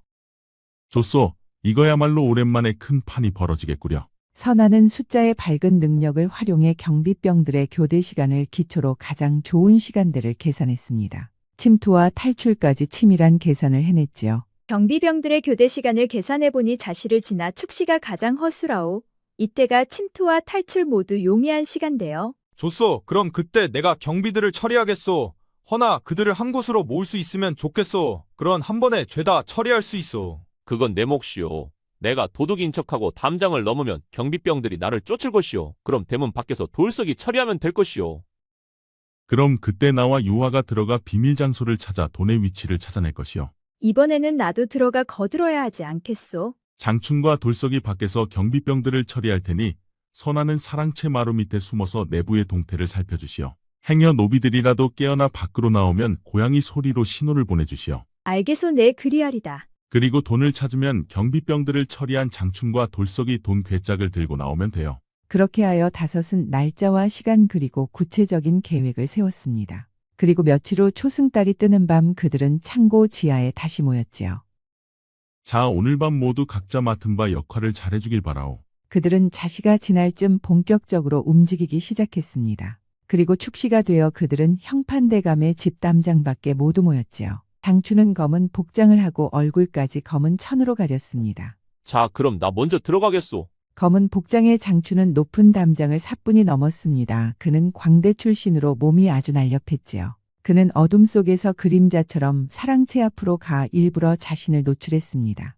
아니 웬 놈이냐? 하, 들켰군. 장춘은 빠르게 대문 쪽으로 향했습니다. 그러자 경비 서던 병사들이 죄다 장춘을 쫓아왔지요. 복면의 장춘은 빠르게 대문을 열고 밖으로 나왔습니다. 그러자 대기하고 있던 돌석이 장검으로 경비병들을 순식간에 때려 눕혔지요. 어서 들어갑시다. 경비병들이 처리된 것을 확인한 기훈과 선아 유아는 안으로 빠르게 움직였습니다. 그리고 기훈은 방 안쪽에 연기를 뿜어 넣었지요. 그러자 방 안에서 자고 있던 형판대감은 깊은 잠에 빠져들었습니다. 기훈과 유아는 안으로 들어가 병풍 뒤 비밀문을 열고 안으로 들어갔습니다. 그러자 그곳은 창문도 없어 칠흑같이 어두웠지요.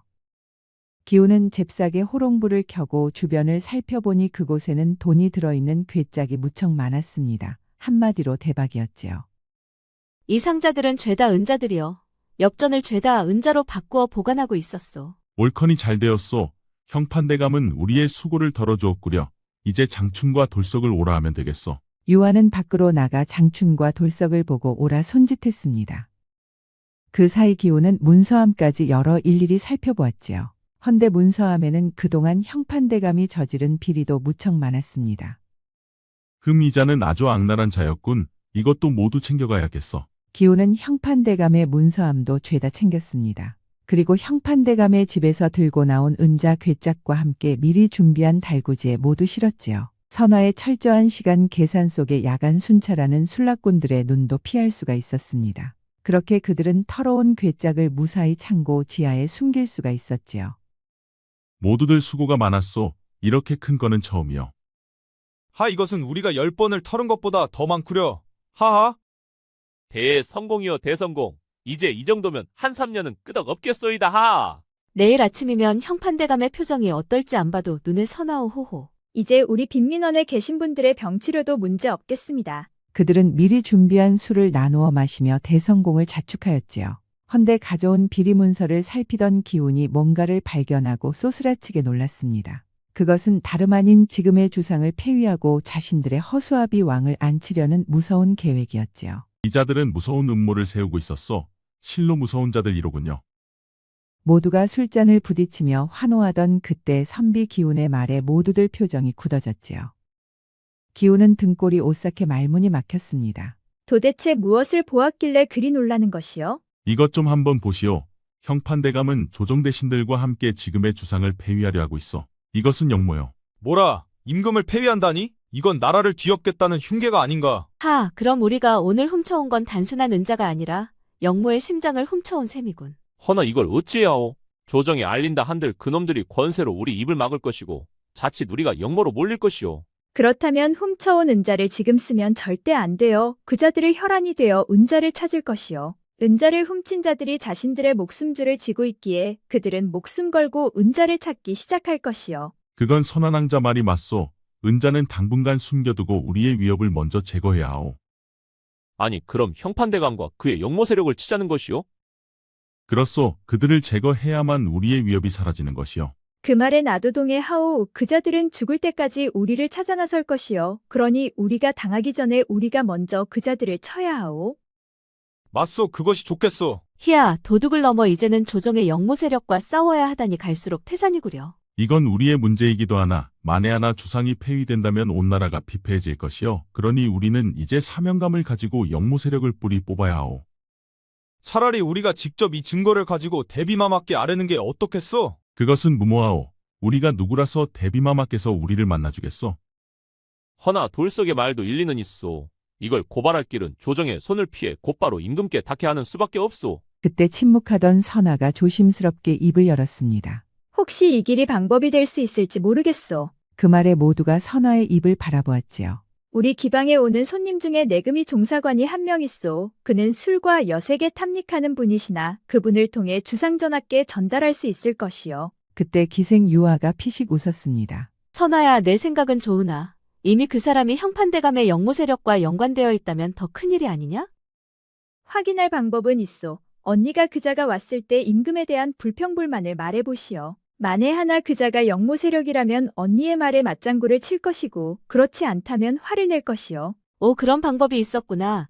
역시 선아는 남들이 미처 생각 못하는 길을 찾아내는구나. 과연 천재라는 말이 무색하지가 않아. 한편 다음날 아침 형판대감의 집은 난리가 나고 말았습니다. 잠에서 깨어난 형판대감은 사랑채에 있는 비밀의 방이 싸그리 털린 것을 알게 되었지요. 그는 얼굴이 사색이 되어 고래고래 고함을 질렀습니다. 감히 이 형판을 상대로 도둑질이라니. 어서 도둑놈들을 반드시 잡아오너라. 그의 눈빛은 핏발이 서려 있었습니다. 그는 단순한 은자보다 영모의 증거 문서가 사라진 것을 깨닫고 사색이 되어 있었지요. 이 문서가 주상의 손에 들어가면 나와 우리 문파는 멸문지화를 피할 수 없다. 그러니 기필코 찾아야 한다. 어떤 수를 써서라도. 한편 선아와 동지들은 밤을 꼬박 세우며 토론을 끝냈습니다. 내금이 종사관을 먼저 시험하고 그를 이용하기로 했지요. 그리고 함정을 파서 형판대감과 그의 세력을 유인하기로 했습니다. 며칠 후 내금이 종사관이 기방에 찾아오자 유아는 그의 곁에서 술을 따라 주었습니다. 그리고 그를 시험해 보았지요. 하, 며칠 전에 길에서 굶어 죽은 사람을 다 보았소. 나라 꼴이 어떻게 돌아가는지 원. 허허, 유아야, 내가 언제부터 그런 것까지 다 신경을 썼느냐. 기분 좋은 자리에서 술맛 떨어지게 화제를 돌리거라. 허참 오라버니도 어디 사람이 굶어 죽는 게 보통이려? 이게 다 나라님이 부덕해서 그런 것이 아니요? 아니 보자 하니까 내가 못하는 말이 없구나. 가난한 나라님도 구제하지 못한다 하였다. 그런데 왜 나라님 탓을 하는 것이야? 오라버니, 그렇다고 임금의 책임이 없는 것은 아니요. 종사관이 임금의 편에 있다는 것을 느꼈지만 유아는 좀 더 확신이 필요했지요. 내가 오늘 정령 술맛을 다 떨어뜨리는구나. 너는 내 직분을 잊었단 말이냐? 나는 주상전하를 지키는 사람이다. 똥 오줌 못 가리고 함부로 말하면 안 된다. 내금이 종사관은 자리를 박차고 일어났습니다. 그러자 유아가 종사관을 따라 나섰지요. 어디까지 따라올 것이냐? 꼴보기 싫으니 어서 들어가거라. 호호, 죄송하구려 오라버니. 사실 확인할 게 있어서 일부러 그랬소. 아니, 확인이라니 무엇을 확인한단 말이냐? 오라버니가 정말 임금의 사람인지 꼭 알아야만 했소. 허참, 내가 별소리를 다 하는구나. 그럼 내가 임금의 사람이지 누구의 사람이겠느냐? 나야 오라버니를 믿었지만 그래도 확인이 꼭 필요했소. 아니, 도대체 무슨 일이기에 내 화를 돋구면서까지 확인하려 한 것이야? 유아는 심호흡을 크게 하고 조심스럽게 말문을 열었습니다. 오라버니, 실은 임금을 폐위시키려는 자들이 있소. 그래서 오라버니를 정확히 알아야만 했습니다. 유아의 말에 종사관의 두 눈이 휘둥그레졌습니다. 아니, 그 자들이 누구냐? 도대체 어떤 자들이 주상전하를 폐위하려 한단 말이냐? 형판대감과 조정대신들이 여럿이소. 아니 그 말이 사실이냐? 무슨 증자라도 있는 것이야? 증자가 있습니다. 영모세력의 연판장도 있고요. 종사관의 두 눈이 갈수록 커졌습니다. 아니 그런 것을 내가 어떻게 입수했느냐? 자세한 것은 나중에 말씀드리겠소. 허나 우선 임금부터 지켜야 하지 않겠소? 그래 내가 어찌 해주면 좋겠느냐? 증거의 일부를 오라버니에게 주겠소. 그럼 그것을 오라버니가 직접 주상전하께 전달해 주시오. 내금이 규칙상 내가 직접 임금께 전달할 수는 없다. 반드시 내금의장을 통해 전달해야 한다. 그것은 절대 안 됩니다. 그 누구도 믿어서는 안 되지요. 자칫하면 임금은 폐위되고 우린 모조리 목숨을 잃게 될 것이요. 허참. 작정하면 방법이 없는 것은 아니다. 단지 규정에 그런 규정이 있을 뿐이다. 기생 유아는 품속에서 한 장의 문서를 꺼내 종사관에게 주었습니다. 한번 보셔요, 오라버니. 유아에게서 문서를 받아본 종사관은 깜짝 놀라고 말았지요. 정말 내 말이 헛말이 아니었구나. 맞아요. 그 문서를 주상전하께 전달해 주시고 주상전하께서 저를 부르시면 그때 제가 나머지를 가지고 주상전하를 찾아뵙겠습니다. 그래 알았다. 내 그리야마. 그런데 그때 종사관이 유아를 버락 안았습니다. 그런데 내가 어쩌다가 이리 큰일에 뛰어들었느냐. 내가 걱정되어 내 심장이 다 떨리는구나. 정말요? 정말 나 때문에 오라버니가 걱정되세요? 그렇단다. 내게 말할 기회를 놓쳐 말하지 못했지만 사실 너를 내 가슴에 담은 지가 벌써 한 해가 넘었단다. 정말이요? 내가 기생인데도 오라버니는 나를 마음에 담으신 것이요. 그렇단다. 나는 내가 좋다면 너를 기방에서 빼낼 각오를 하고 있다. 유아의 두 눈에서는 눈물이 쏟아졌습니다. 사내들에게 웃음이나 팔고 있는 자신을 사랑해주는 종사관이 너무너무 고마웠지요. 그럼 이번 일을 끝으로 기생을 그만두겠어요. 그리고 오라버니와 한평생을 같이 하겠어요. 그래 내가 듣고 싶었던 말이 그 말이다. 내 이번에 너를 위해서라도 이 문서를 주상전하께 꼭 전하마. 알았어요, 오라버니. 그럼 무사히 전달해 주셔요. 두 사람은 떨어지지 않는 발걸음을 억지로 뗐습니다. 그리고 종사관은 말 타고 궁으로 달려갔지요. 다음 날 새벽 일찍 종사관이 기방으로 유아를 찾아왔습니다. 어젯밤 주상전하께 그 문서를 전달했다. 전하께서 보시고 무척 놀라시더구나. 하여 조정대신들이 입궁하기 전에 너를 데려오라 하셨다. 성공하셨군요, 오라버니. 잠시만 기다려줘요. 유아는 방으로 들어가 중요한 문서들을 품속에 숨겼습니다. 그리고 종사관의 말 위에 올라탔지요. 그리고 종사관은 말 타고 궁으로 달렸습니다. 헌데 저 멀리서 형판대감의 수하들이 기방으로 몰려가는 게 보였지요. 한 발만 늦었어도 유아는 형판대감의 수하들에게 잡혀갈 뻔했습니다. 궁 안으로 들어간 종사관은 유아를 데리고 곧바로 임금의 집무실로 찾아갔습니다. 그래, 내가 유아라는 기생이더냐? 그렇사옵니다, 주상전하. 그래, 내가 내게 더 줄 게 있다 들었다. 어서 내보이거라. 유아는 품속에서 문서들을 꺼내 임금에게 주었습니다. 그러자 임금은 모든 문서를 자세히 살펴보았지요. 그리고 그의 두 눈은 도끼찬 눈으로 변하면서 눈꺼풀이 떨리고 있었습니다. 그래, 이것을 어떻게 손에 넣었느냐? 유아는 빈민원에 대해서 자세히 말씀드렸습니다. 그리고 자신의 어머니가 빈민원의 도움을 받았고 같은 처지에 있는 사람들끼리 모여 탐관오리의 집을 털어 빈민원을 후원하고 있음을 말해주었지요. 어허, 나라에서도 못하는 일을 자네들이 하고 있었구나. 참으로 숭고한 정신이로다. 하여 형판대감의 집을 털러 갔다가 이것을 찾았다는 말이로구나. 그렇사옵니다, 전하. 그래, 자네가 가져온 명단과 내용들을 보니 내금의장까지 가담한 게 틀림없다. 만에 하나 이 문서가 내금의장 손에 들어갔다면 나는 폐위되고 이자들은 죽음을 면치 못했을 것이다. 참으로 지혜로운 자들이로다. 이복의 종사관, 내 밀서를 가지고 박장군을 찾아가시게나. 한양은 이미 저들의 손에 넘어갔도다. 명받들게 싸웁니다, 주상전하. 그리고 아마 저희 조직원들이 함정을 파고 머지않아 형판대감의 수하들을 한 곳으로 모을 것이옵니다. 그럼 그때 그곳을 치면 좋을 것 같사옵니다. 어허, 도대체 자네들은 얼마나 뛰어나길래 그런 것까지 염두에 두고 미리 준비를 했단 말이냐. 이들이야말로 정말 나라에 꼭 필요한 인재들이 아니더냐.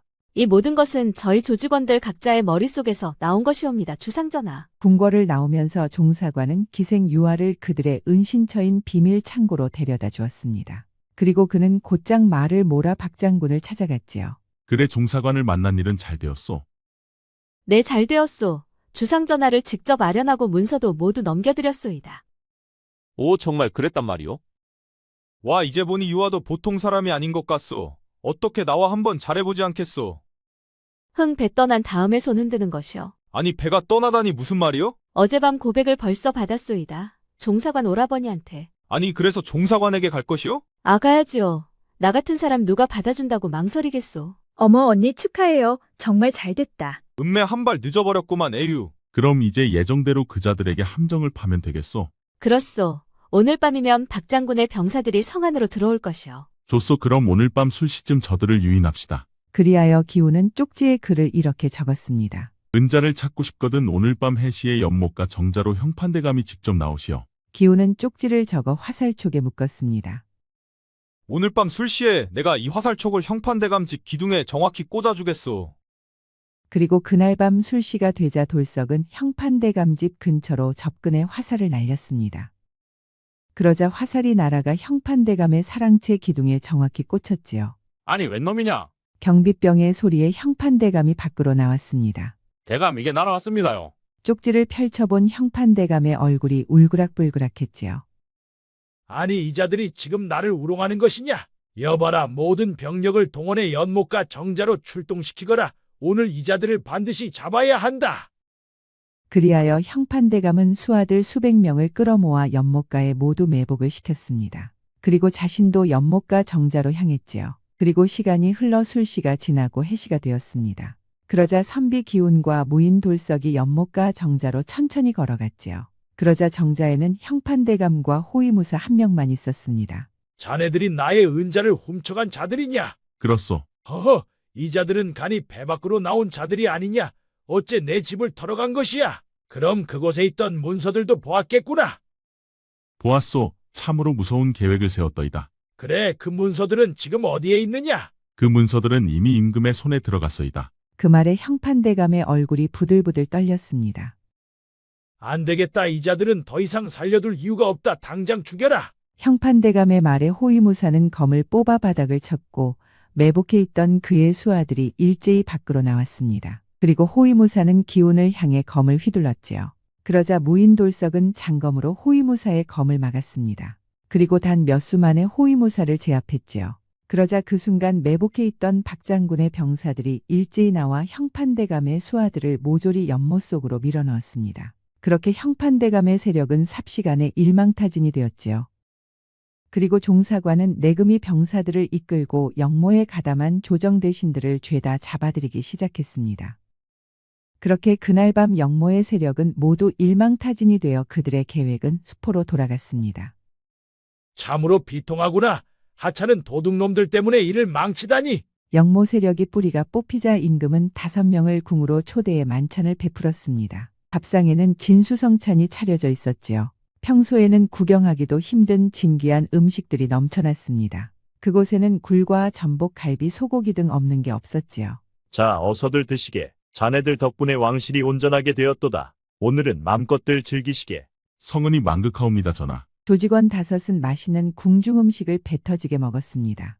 내 도적들에게 만찬을 베풀기는 처음이도다. 하하. 아래옵기 황공하오나 전하. 저희는 도둑이라기보다 부패한 관리들로부터 힘없는 백성을 보호하는 호민관들이 아닐런지요. 그래, 맞도다. 자네들은 벼슬은 없었지만 백성들을 위해 일했으니 앞으로 호민관을 신설해 자네들에게 맡길 것이다. 이제는 훔치지 말고 나라의 재정으로 굶주리고 헐벗은 백성들을 보호하라. 그리하여 5은 모두 호민관의 관원이 되었습니다. 그들은 이제 나라에서 녹봉을 받으며 떳떳하게 헐벗는 백성들을 돌볼 수가 있었지요. 그리고 형판대감의 집에서 가져온 은자는 모두 호민관으로 가져와 백성을 돕는 데 자금으로 썼습니다. 그렇게 몇 달이 지나자 어느 날 선비 기훈이 선화를 따로 불러냈습니다. 선화 낭자, 오랫동안 내 가슴에 묻어둔 말이 있어. 제게요? 그렇소. 오래전부터 그대를 연모해 왔소. 이제 우리는 나라의 녹봉을 받는 사람들이 되어 떳떳해졌으니 내 마음을 그대에게 전하오. 나와 혼인해 줄 수 있어. 정말이요? 지금 내게 청혼하는 것이요? 그렇소. 이렇게 내 진실한 마음을 가득 담아 당신께 청혼하는 바이요. 그 순간 선화의 표정이 환하게 빛났습니다. 한 입으로 두말하기 없기요. 나중에 딴 말하면 당신은 사내도 아니요. 하, 그럴 일은 없어.